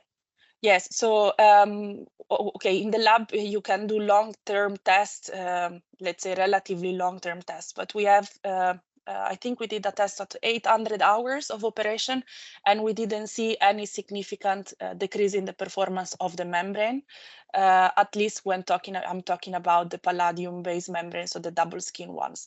Then we also did some tests for 400 hours with the metallic supported membranes. We see a decrease in the performance, but not nothing that should be really, let's say, concerning. But of course, we're talking about 400 hours, so it's not a very long-term test. Let's say we're not talking about years. On the other hand, if you the question was meant for catalysts, I'm not sure. I checked some catalysts before and after use, so even after, let's say, 1 year of operation, and I didn't see any major, let's say, aging sign in the catalyst used. Okay, thank you. And I think for the last question, Alfredo wants to ask something. Yes, it's the same that one cost is what is the time of replacement of the membrane? How long will last the membrane? For the reason as Jose Luis said, it's better to go 450. The membrane will be more stable, will long term, because the most expensive is what is the time we have to change the membrane of the membrane. It's better to give lower temperature and will be longer the stability of the membrane. Yeah, so what I assumed in my cost estimation was 5 years. Indeed, I'm not sure, in the sense that I don't think in literature there is any study in which it is investigated a membrane for that long, and also in ammonia environments, for example. So I agree with you that in the end, that's also a cost that needs to be taken into account. On the other hand, I needed to make an assumption there, and for me, a safe assumption was 5 years. But indeed, I agree with you that when you work at lower temperatures, indeed, it is better for the stability of the membrane. Although then, if you work in this process at lower temperature, you increase the costs anyway. So you increase anyway the cost of ammonia. And given the fact that the cost of ammonia was very high, then for this estimation, for this study, I assumed to work with stable membranes. So that was the assumption at the base of the study. But I agree indeed that working at lower temperature would be ideal. So perhaps what you can add is a sensitivity analysis on this number, and perhaps also look at I think you have already the cost of the reactor itself alone as a function of temperature. This will answer most of this question as well. Yeah. Okay, in view of time, thank you very much again, Valentina, also for answering all the questions. And we go to the next presenter, who is Vito Verde from ENGIE. Good morning, everyone. Thank you, Fausto. I share my screen. Valentina is still sharing, so perhaps she has to stop. Yes.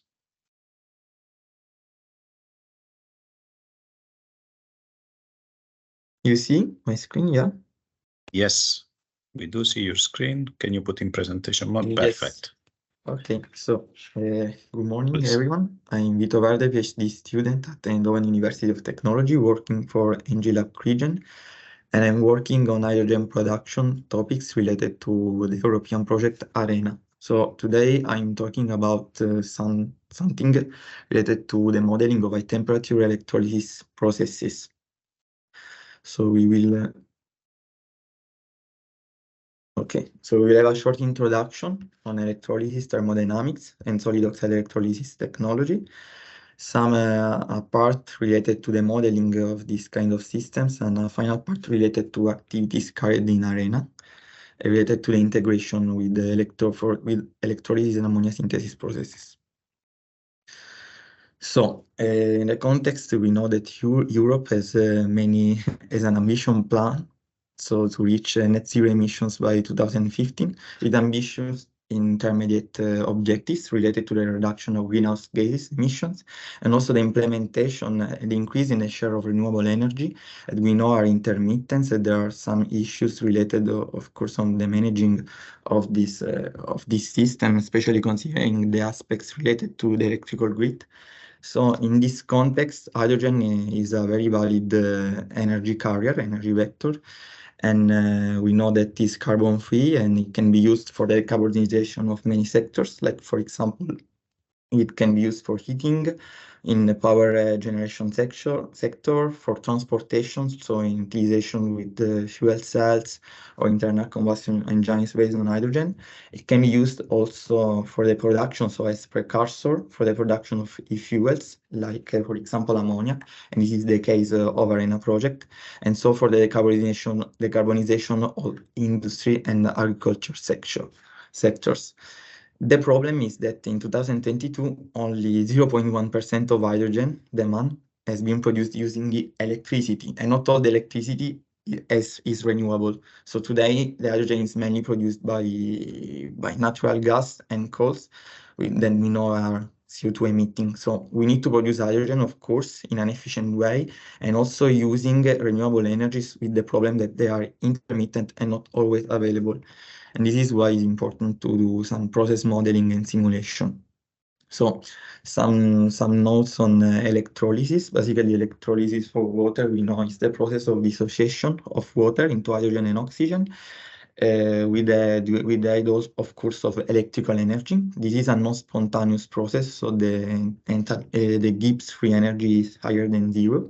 And as you can see from the thermodynamic chart of water, we have a trend in total energy demand that is about constant if we consider water vaporized, but we can see that the electrical energy necessary to run the electrolysis reaction decreases with temperature, while the contribution related to heat increases. We know that we have, of course, different electrolysis technology, and today we will talk about high temperature technology electrolysis. So SOEC is the most at the moment is the most deployed electrolysis technology. So based on solid oxide electrolysis cells, these cells are electrochemical cells that are based on ceramic materials. So basically, usually what is used is ITRA stabilized zirconia or Scandia stabilized zirconia, and these electrolytes are able to conduct O2 minus ions. So basically, electrolysis of water reaction is run at cathode side, where water is reduced to hydrogen while oxygen migrates to the anodic sides of the cells. This technology is the operation temperature of this technology is about 650 degrees up to 850 degrees. And of course, this has many advantages, mainly related, of course, to thermodynamics and kinetics. The first one is, of course, that due to thermodynamics, we can reduce the electrical energy consumption. So basically, this means that we have higher efficiency and then lower OPEX cost related.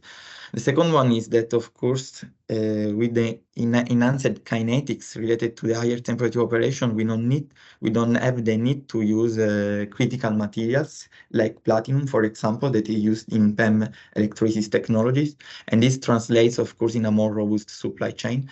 And the third aspect is the heat integration. It can be possible. And so this means that we can boost much more the efficiency in comparison, for example, to low temperature electrolysis technology. So basically, we could use high quality heat from other processes, for example, synthesis of e-fuels, in order to increase the overall efficiency of the process. So just to have a comparison between the different electrolysis technology, we have here differences in current density operation, voltage, and temperature operation. If you can see, of course, the solid oxide electrolysis technology has a very reduced contribution in terms of voltage. This is an important value because, of course, it's related to the energy consumption and efficiency of the technology. And what it can be reached are efficiencies up to 70 to 75% at system level, of course, depending on the hydrogen delivery pressure, of course, with further improvement possible. So this is very important because we know that, of course, the hydrogen production cost is mostly related to electricity costs. So more than 70% of the cost usually is related to the electricity cost for electricity price that is higher than 50 euros per megawatt. And of course, having a solid technology, so with high efficiency and high productivity is a very important aspect. So going to modelization, to the modeling part. Of course, the high temperature electrolysis processes include several multiphysics phenomena that goes from electrochemistry to heat exchange to fluid dynamics for the distribution, for example, of reactant inside the cells, to the mass transportation, because we know that there are diffusion phenomena inside the electrodes, and of course the electrical behavior of the cell itself, and all the equipment related for the operation of the system. Today, we will focus more.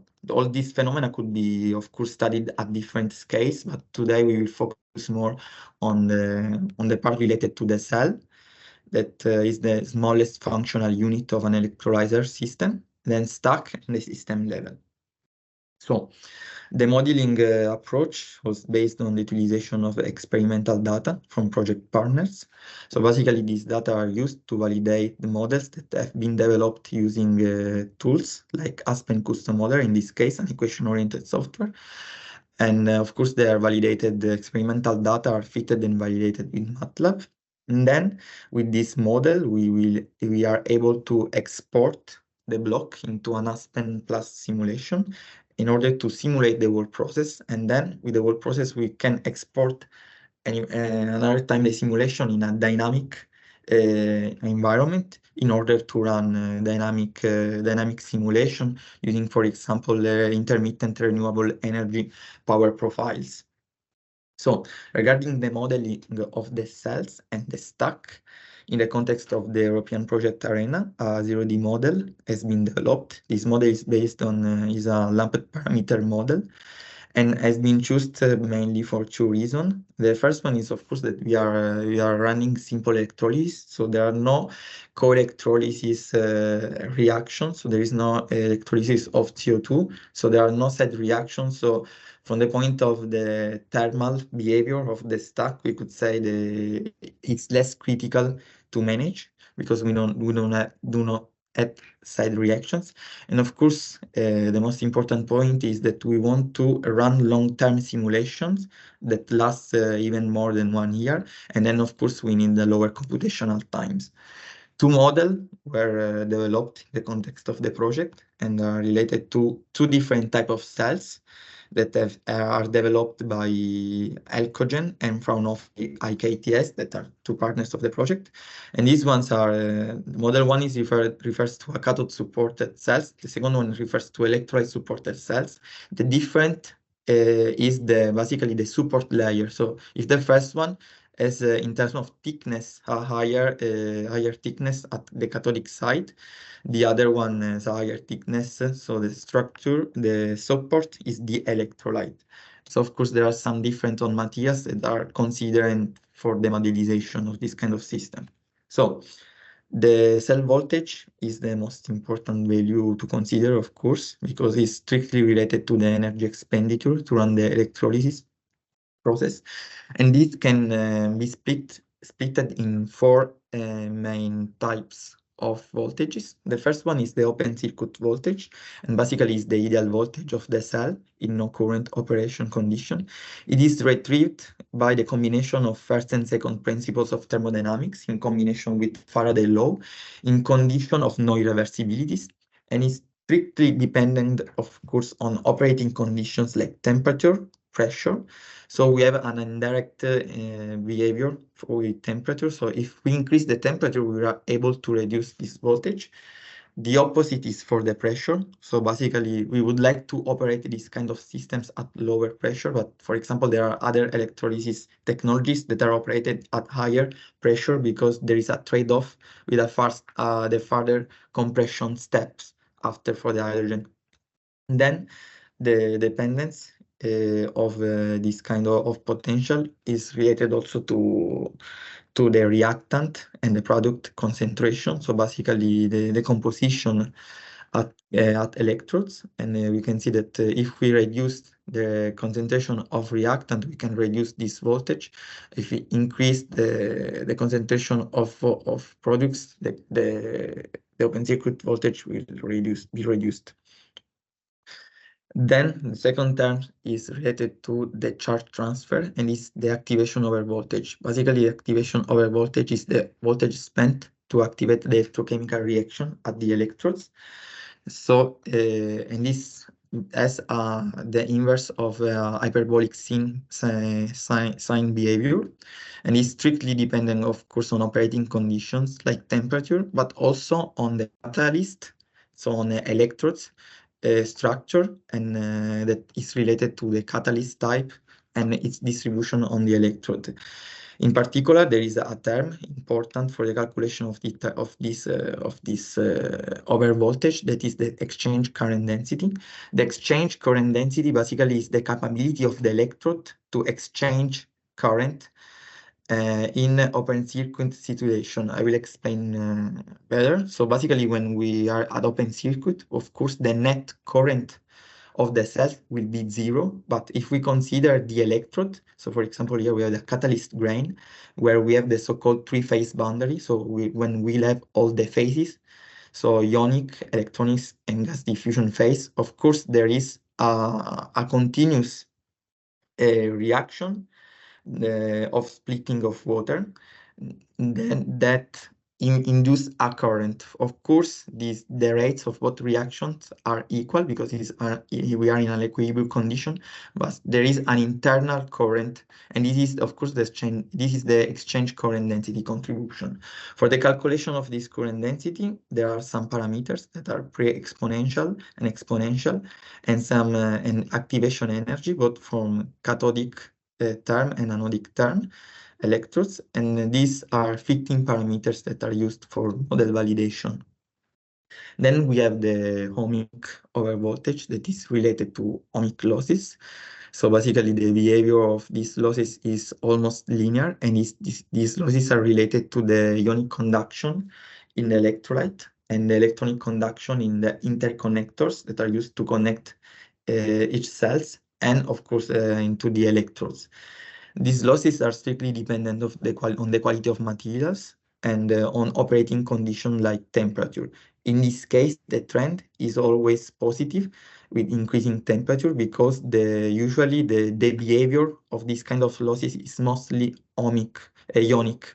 So basically, almost all the ohmic losses are related to the O2 minus conduction into the electrolyte.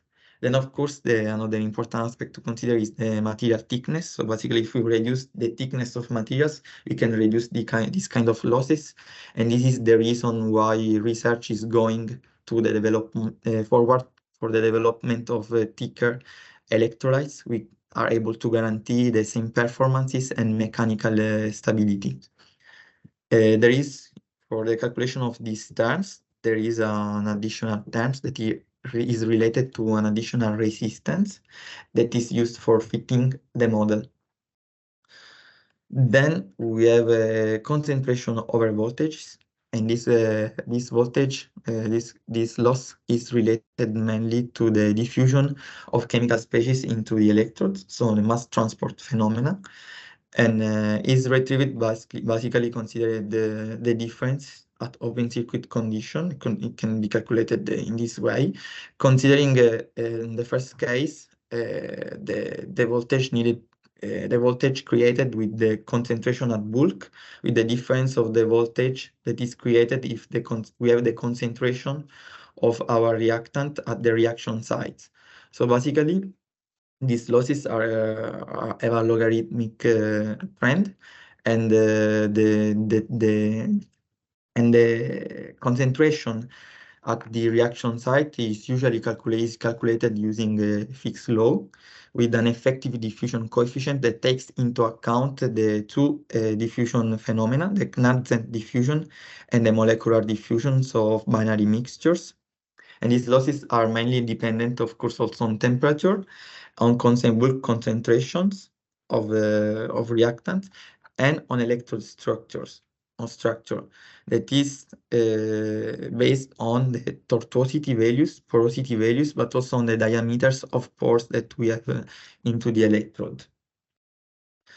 So basically, if we combine all these terms all together, we can and we plot our voltage characteristic in function of the current density that is applied to our cell or stack, we are able to achieve a polarization curve, and we can see that there is a visible one contribution is much more visible than the others in a certain range of the polarization curve. So usually activation over voltages are present at the beginning of the polarization curve. Then the behavior is much more ohmic at the middle part of the polarization curve, and then the behavior is mostly related. There is a critical current density in which we have an opposite knee, in which concentration over voltages are much more influent. But this happens always usually at very high current densities. So we are not able usually to see always depending on the operating current densities of our systems. And then an heat balance can be also integrated into the model. In our case, we integrated a lumped, of course, parameter heat balance. So we have the contribution of enthalpy balance for both cathodic and anodic channels of the cells. We calculated the heat losses related to the, of course, of heat losses of the stack that is insulated. And then in the stack heat balance equation, there is an important term that is the stack thermal capacity that is related to the dynamic of the system and influences, of course, the change in temperature in time of during time of stack. So this is an example. So with having the electrochemical equation, the stack heat balance, we are able to validate our model, and we can calibrate heat, so calculate all the fitting parameters necessary using several polarization curves with different, of course, parameters like temperatures, composition of reactants, or reactant utilization value, that is the electrochemical fraction of water that is converted, a set point. And yeah, that's all related to the cell stack part. So if we want to pass from stack to system level, we need to consider that high temperature electrolysis process is mainly based on a few steps. The first one is steam generation. So basically steam is generated. The aim is to use an electrical heater, of course, using a renewable electricity, but we could also use steam from other industrial processes. Then we have cathodic and anodic streams preheating, because we need to increase temperature to the operating temperatures that, as I told you, are in a range of 650, 850 degrees. Then there is the electrolysis process that is performed in cell stack. And a further separation process, because in this case we produced wet hydrogen, so water needs to be separated. Hydrogen is produced at cathodic side of the cell, where water is sent. So we need to separate unreacted water in order to have wet hydrogen. Then hydrogen is compressed, dried, and then sent to other application or to storage. In this case, in the AMBHER ARENHA project, we developed a dynamic model. So basically, of a solid electrolyzer system. So basically, what we have done is to implement our stack model developed in Aspen Custom Modeler into an Aspen Plus BOP. And we ran some tests in order to control the operation of the system. For the operation of an high temperature electrolyzer system, we need to control few variables. The main are, of course, the temperature of the stack, because we don't want thermal cycling. We need to control, of course, the load range of the stack. We need to control the heating rate, because we are dealing with ceramic materials. We need to control also the electrochemical conversion of water, so the reactant utilization.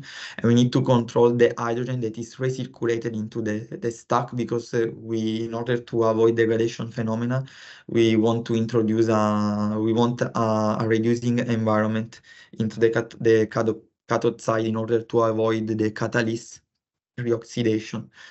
And then some system constraints are related, of course, to the heating rates, to the load range of the system, to the ramp rates, and of course to the compressor operation that is used for storage, for hydrogen storage application.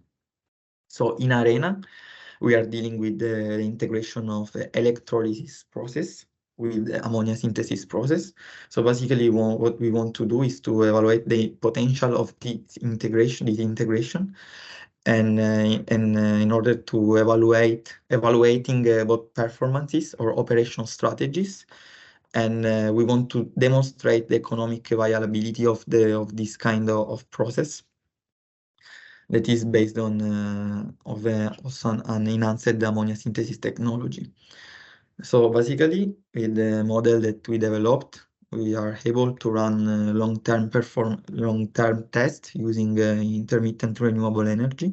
So we're able to evaluate what's the electrolyzer efficiency, what are the changes in efficiencies, what the hydrogen production, and then we are able to automate, for example, the hydrogen flow rate to the ammonia synthesis section, because we know that the ammonia synthesis loop, especially a reactor, is limited in load range, is limited in ramp rates. So through this model, we can also work. This is related also to the operation of hydrogen storage. We can automate the operation of the ammonia synthesis unit. Yes.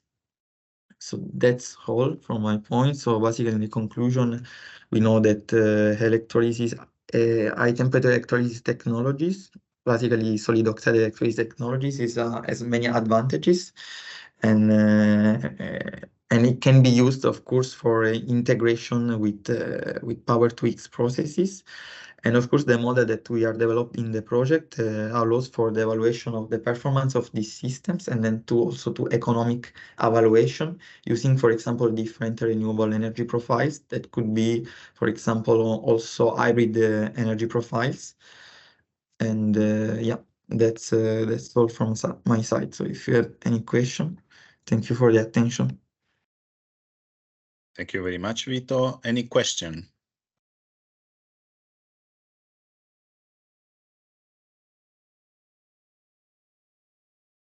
I don't see any question in the chat, except congratulations. Then, in view of time, I would suggest that if there is any question, please write in the chat. I will read later for Vito. And we go to the next presenter, who is Gerard Van Zie from Proton Ventures. And Gerard, you can already share your presentation.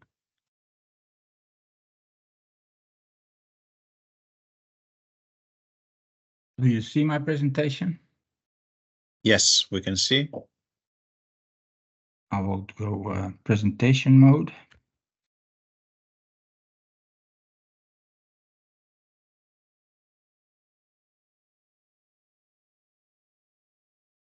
At least I'm trying. Yes, there we are. Hello, everybody. My name is Gerard Van Zie, and I will talk today a little bit about the ammonia synthesis part of the ARENHA project, and particularly about the process simulation. So I work with a company called Proton Ventures. It's an EPC company based in the Netherlands. EPC is engineering, procurement, and construction, which means that we design and we build the chemical plants. We specialize in fertilizer-related chemicals, particularly in ammonia. And we do many different things, but I estimate that most of our turnover comes from the design and construction of storage terminals for refrigerated ammonia. And here on the here on the right, yeah, you see a nice picture of one of these terminals being constructed. Within the ARENHA project, the responsibility of Proton Ventures is the design and construction of a pilot plant, yeah, for ammonia synthesis.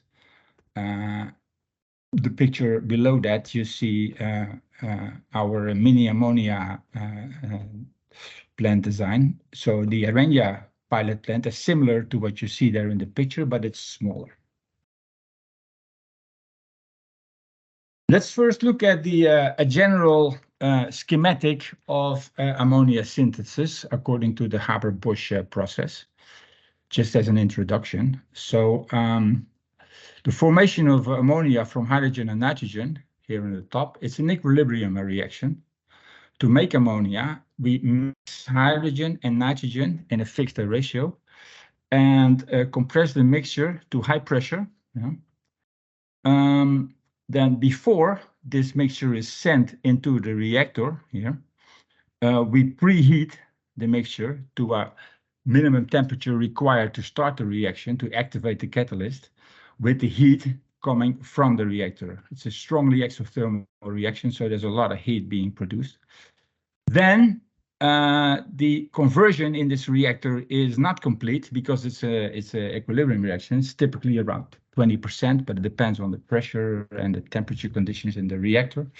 So the product containing hydrogen, nitrogen, and ammonia is then cooled down to a low temperature, and as a result, liquid ammonia forms. Most of the ammonia condenses, and the liquid ammonia can be removed as a liquid just by opening a valve here from a gas liquid separator vessel. Then the remaining hydrogen and nitrogen, which has not been converted in the reactor, and still a little bit of ammonia, is then recycled back to the loop, to the reactor, using a recycle compressor. There's also a purge, usually, of almost always, and this purge exists to remove argon, which is introduced into the process with nitrogen. So this is how it, in general, works for all commercial plants.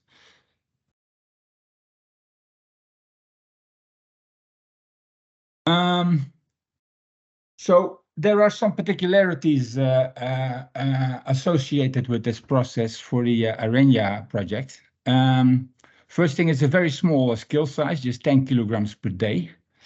And we wish to enhance the ammonia recovery, so the removal of ammonia from the system, the product, by application of absorption using novel metal halide sorbent compounds, which are being developed by the Technical University of Denmark, which is a partner in the project. And then we wish to make this process suitable, the plant suitable for operation at variable feed capacity of hydrogen. That's because we're looking at green ammonia production, and the hydrogen is being produced by an electrolyzer from renewable energy, which we may expect to be not always available at a full scale size. And then for the ammonia project, for the ARENHA project, the liquid product is stored at ambient temperature. These are the boundary conditions for our process. After many deliberations with the partners in the project, we have arrived at this process configuration.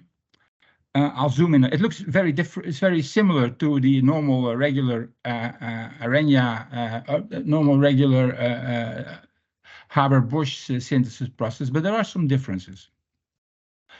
For instance, here we have again the mixture, the feed of hydrogen and nitrogen being mixed and compressed, But instead of this heat exchanger to exchange the outlet, the heat of outlet of the reactor with the inlet of the reactor, we use an electrical heater. The reason for that is that for this experimental plant, we are not after an optimal energy efficiency.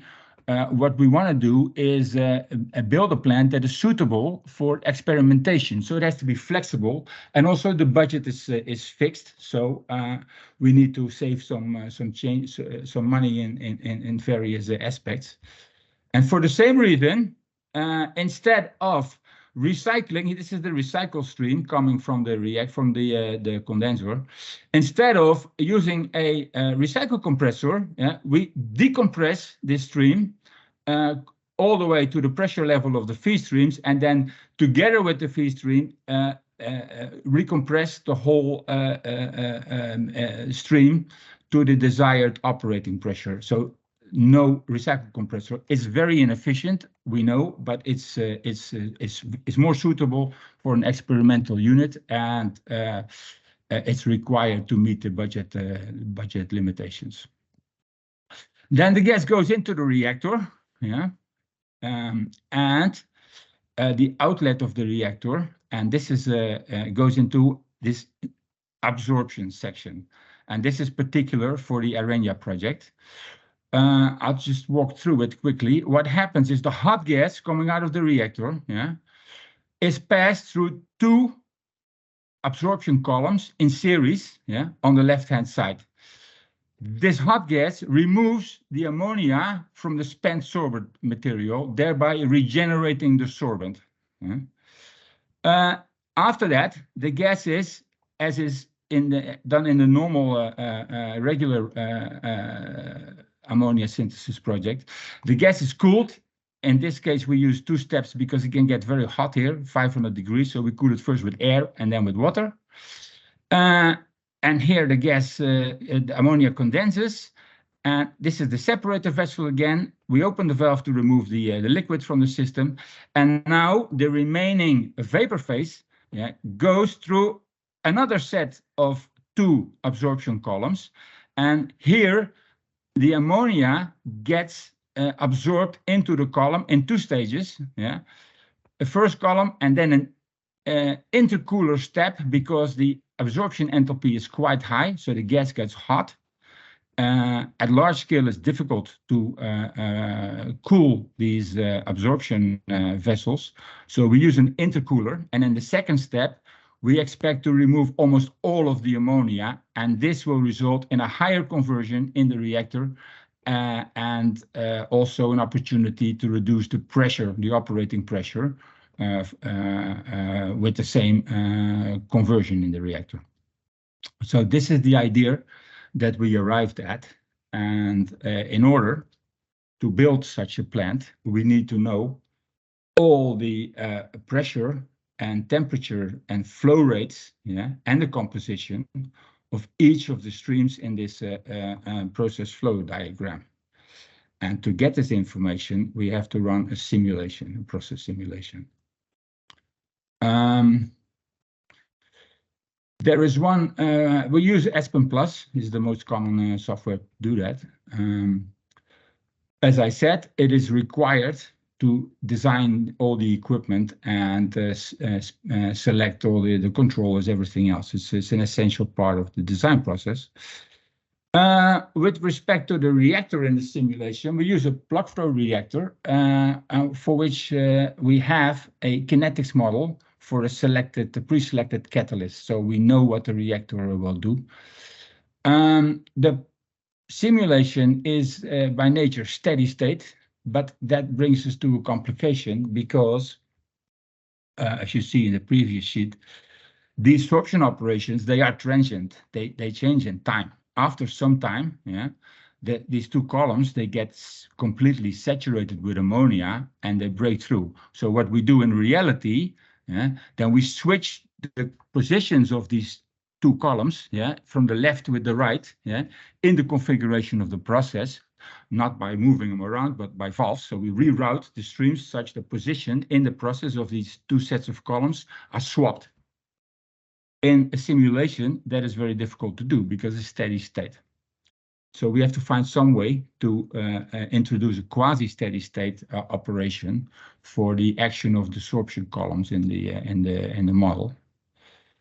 For that reason, we had a closer look at what we can expect from this absorption process. Again, the material is an advanced metal halide sorbent materials being developed by DTU. And in principle, it is the active layer, so the metal halide is positioned as a thin layer on the inside pores of a granular carrier material. That's the basic idea behind the sorbent material. So just to get an idea what to expect from this process, in ahead of what more advanced simulation studies performed by DTU and also experimental results, we ran some simulations in the specialist software for adsorption. There is one property which is very notable for this type of sorbent material, and that is that the amount of the concentration of ammonia absorbed in the material does not affect the saturated vapor pressure. And so the absorption isotherm, here the 3rd point here, the absorption isotherm is independent of the concentration of ammonia in the sorbent. It's only dependent on the temperature.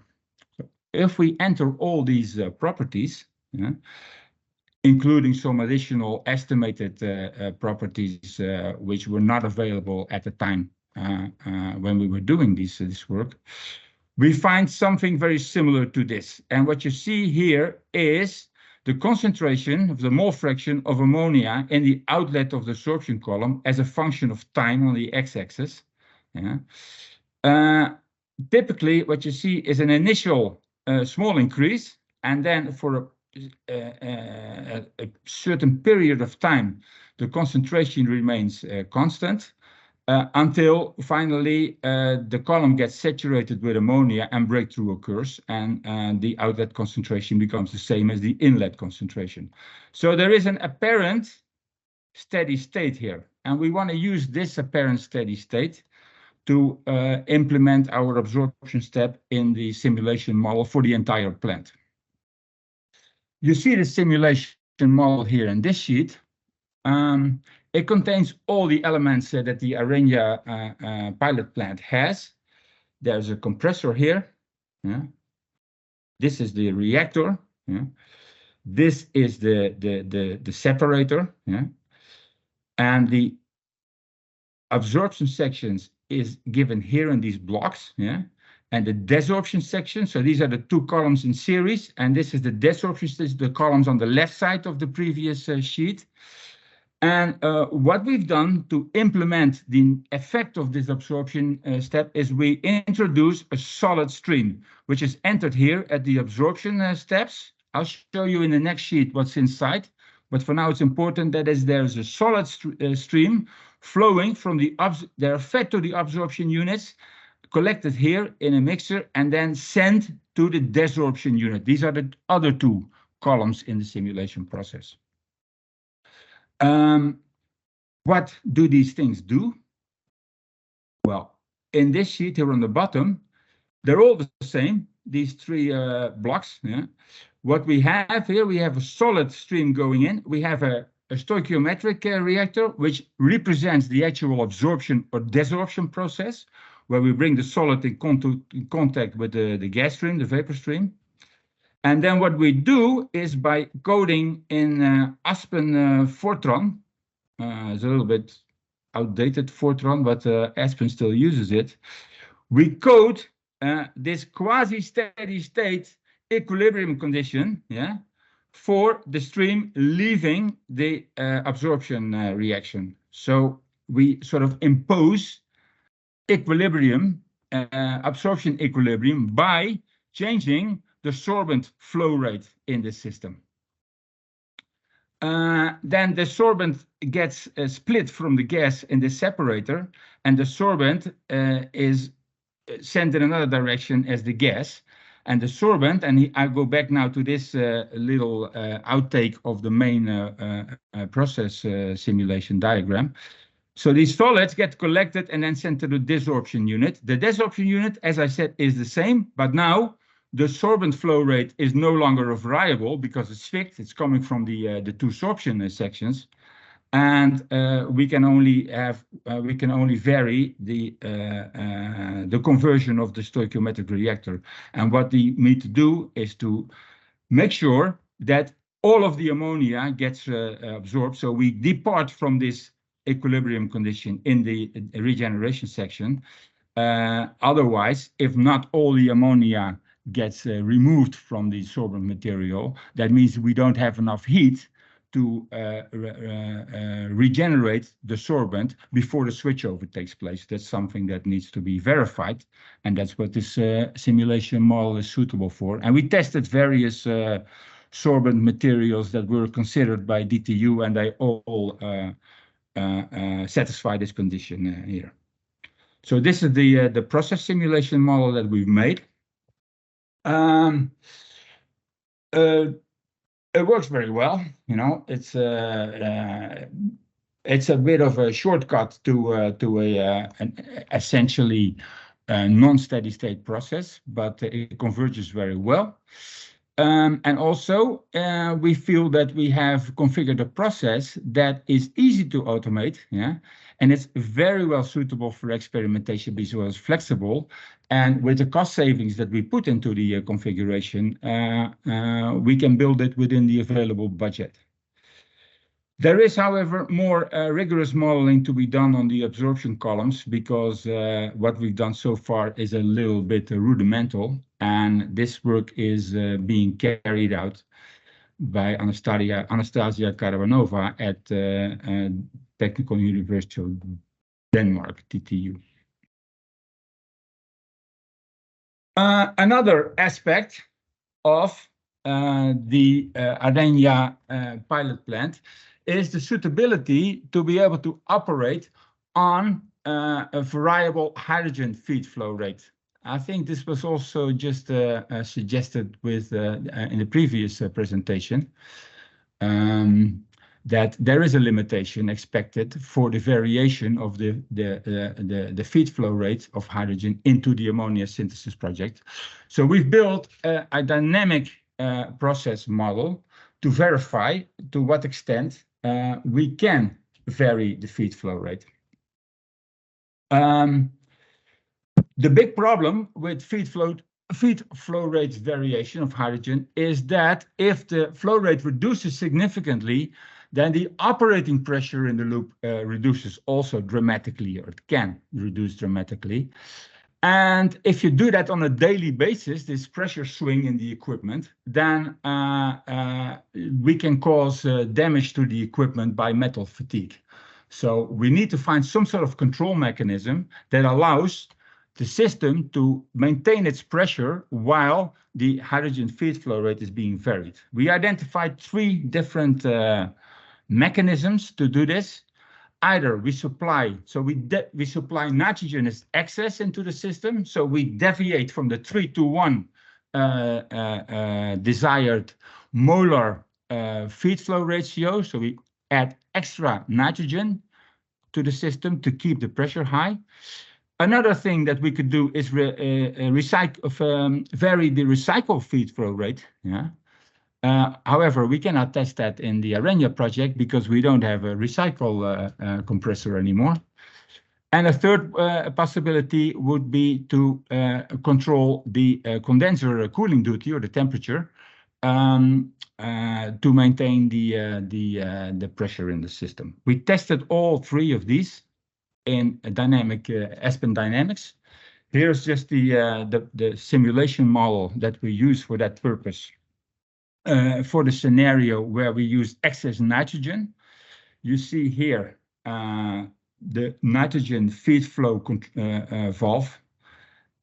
So we use this valve, yeah, to control the pressure in the reactor. There's a pressure sensor in the reactor that is connected to the valve by a controller, and we use the flow controller on the hydrogen feed flow to impose some sort of variation of the hydrogen feed flow rate. There's another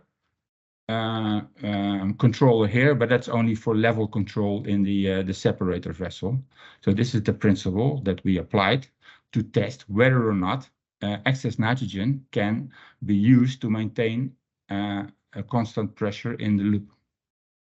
Alternatively, yeah, if we use the condenser temperature or heat duty as a control mechanism, we would connect the pressure sensor in the reactor to the water flow rate in the condenser. In the simulation, that's a heat duty, but it's essentially the same thing. And in this case, we still have the ratio control such that we have exactly 3 times the molar ratio, 1/3 of the molar ratio of nitrogen to hydrogen. So here in this sheet, you see a typical result of one such simulation operations. In the top figure on the horizontal axis is time, yeah, and on the vertical axis on the left, you see the imposed hydrogen feed flow rate change, the light blue line. So what we've done here, first we decrease it gradually, yeah, in a linear pattern. Then we keep the concentration, the hydrogen feed flow rate low, at a low level for about an hour, and then we ramp it back up to the original value. And the dark blue line is the controlled nitrogen feed flow rate response to this change in hydrogen feed flow rate. And on the dark blue line, so this the nitrogen concentration is given on the right vertical axis. And you see a nice response, you know, as the hydrogen feed flow rate decreases, the nitrogen feed flow rate is comparatively increased to maintain the pressure. In the bottom chart, you see the pressure on the left vertical axis for the same scenario. Note that the scale range is only 125 to 132 bars, which means that there is just a few % variation in pressure. So it appears that this control mechanism works very well. So we've done many different tests to see how flexible this is for the various control scenarios that you have. For the 50% reduction, I have here a sheet that summarizes the results. On the left-hand side, you see for the 3 control scenarios, the result in pressure variation for the 50% linear hydrogen reduction, as you saw on the previous sheet.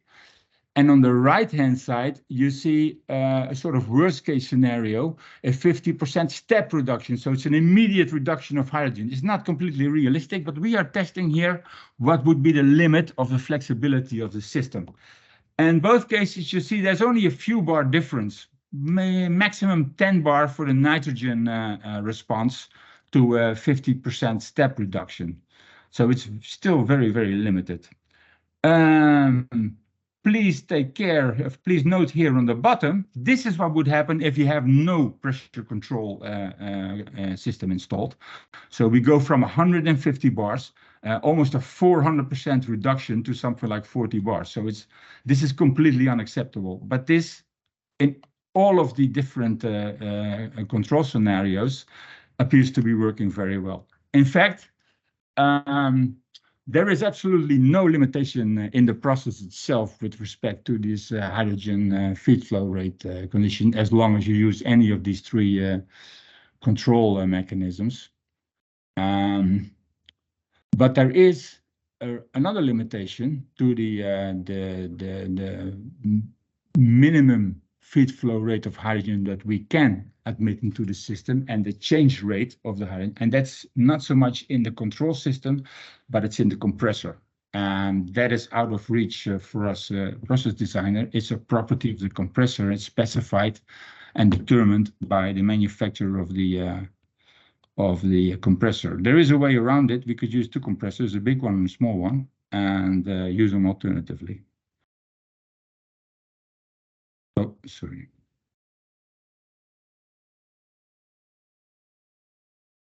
Shift F5. Oh, never mind.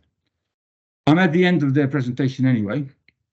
So we have used the various simulations. We set up various simulations to compile the documents that are essential for the construction of the pilot units, which are the process flow diagram, the process and instrumentation diagrams, which also contain all the safety instruments that we have to install, because we're working with ammonia and hydrogen at high pressures and high temperatures. So there's a lot of attention devoted to safety in the design. And of course, sizing the equipment and compiling all the data sheets together.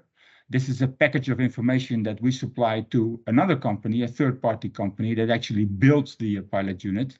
And in this case, it's a company called Demcon Suster, which is also based in the Netherlands.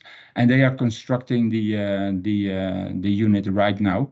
And it will be delivered to the CNH2 and Fertiberia site as a container-based skid soon.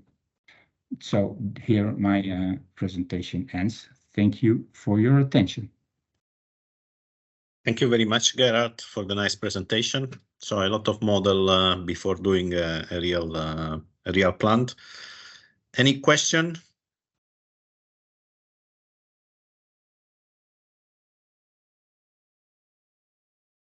No question in the chat. I have a question myself. As a company, what is the most important result of this project? Will be the demonstration of the absorption or the complete plant? What is for us? We are yes.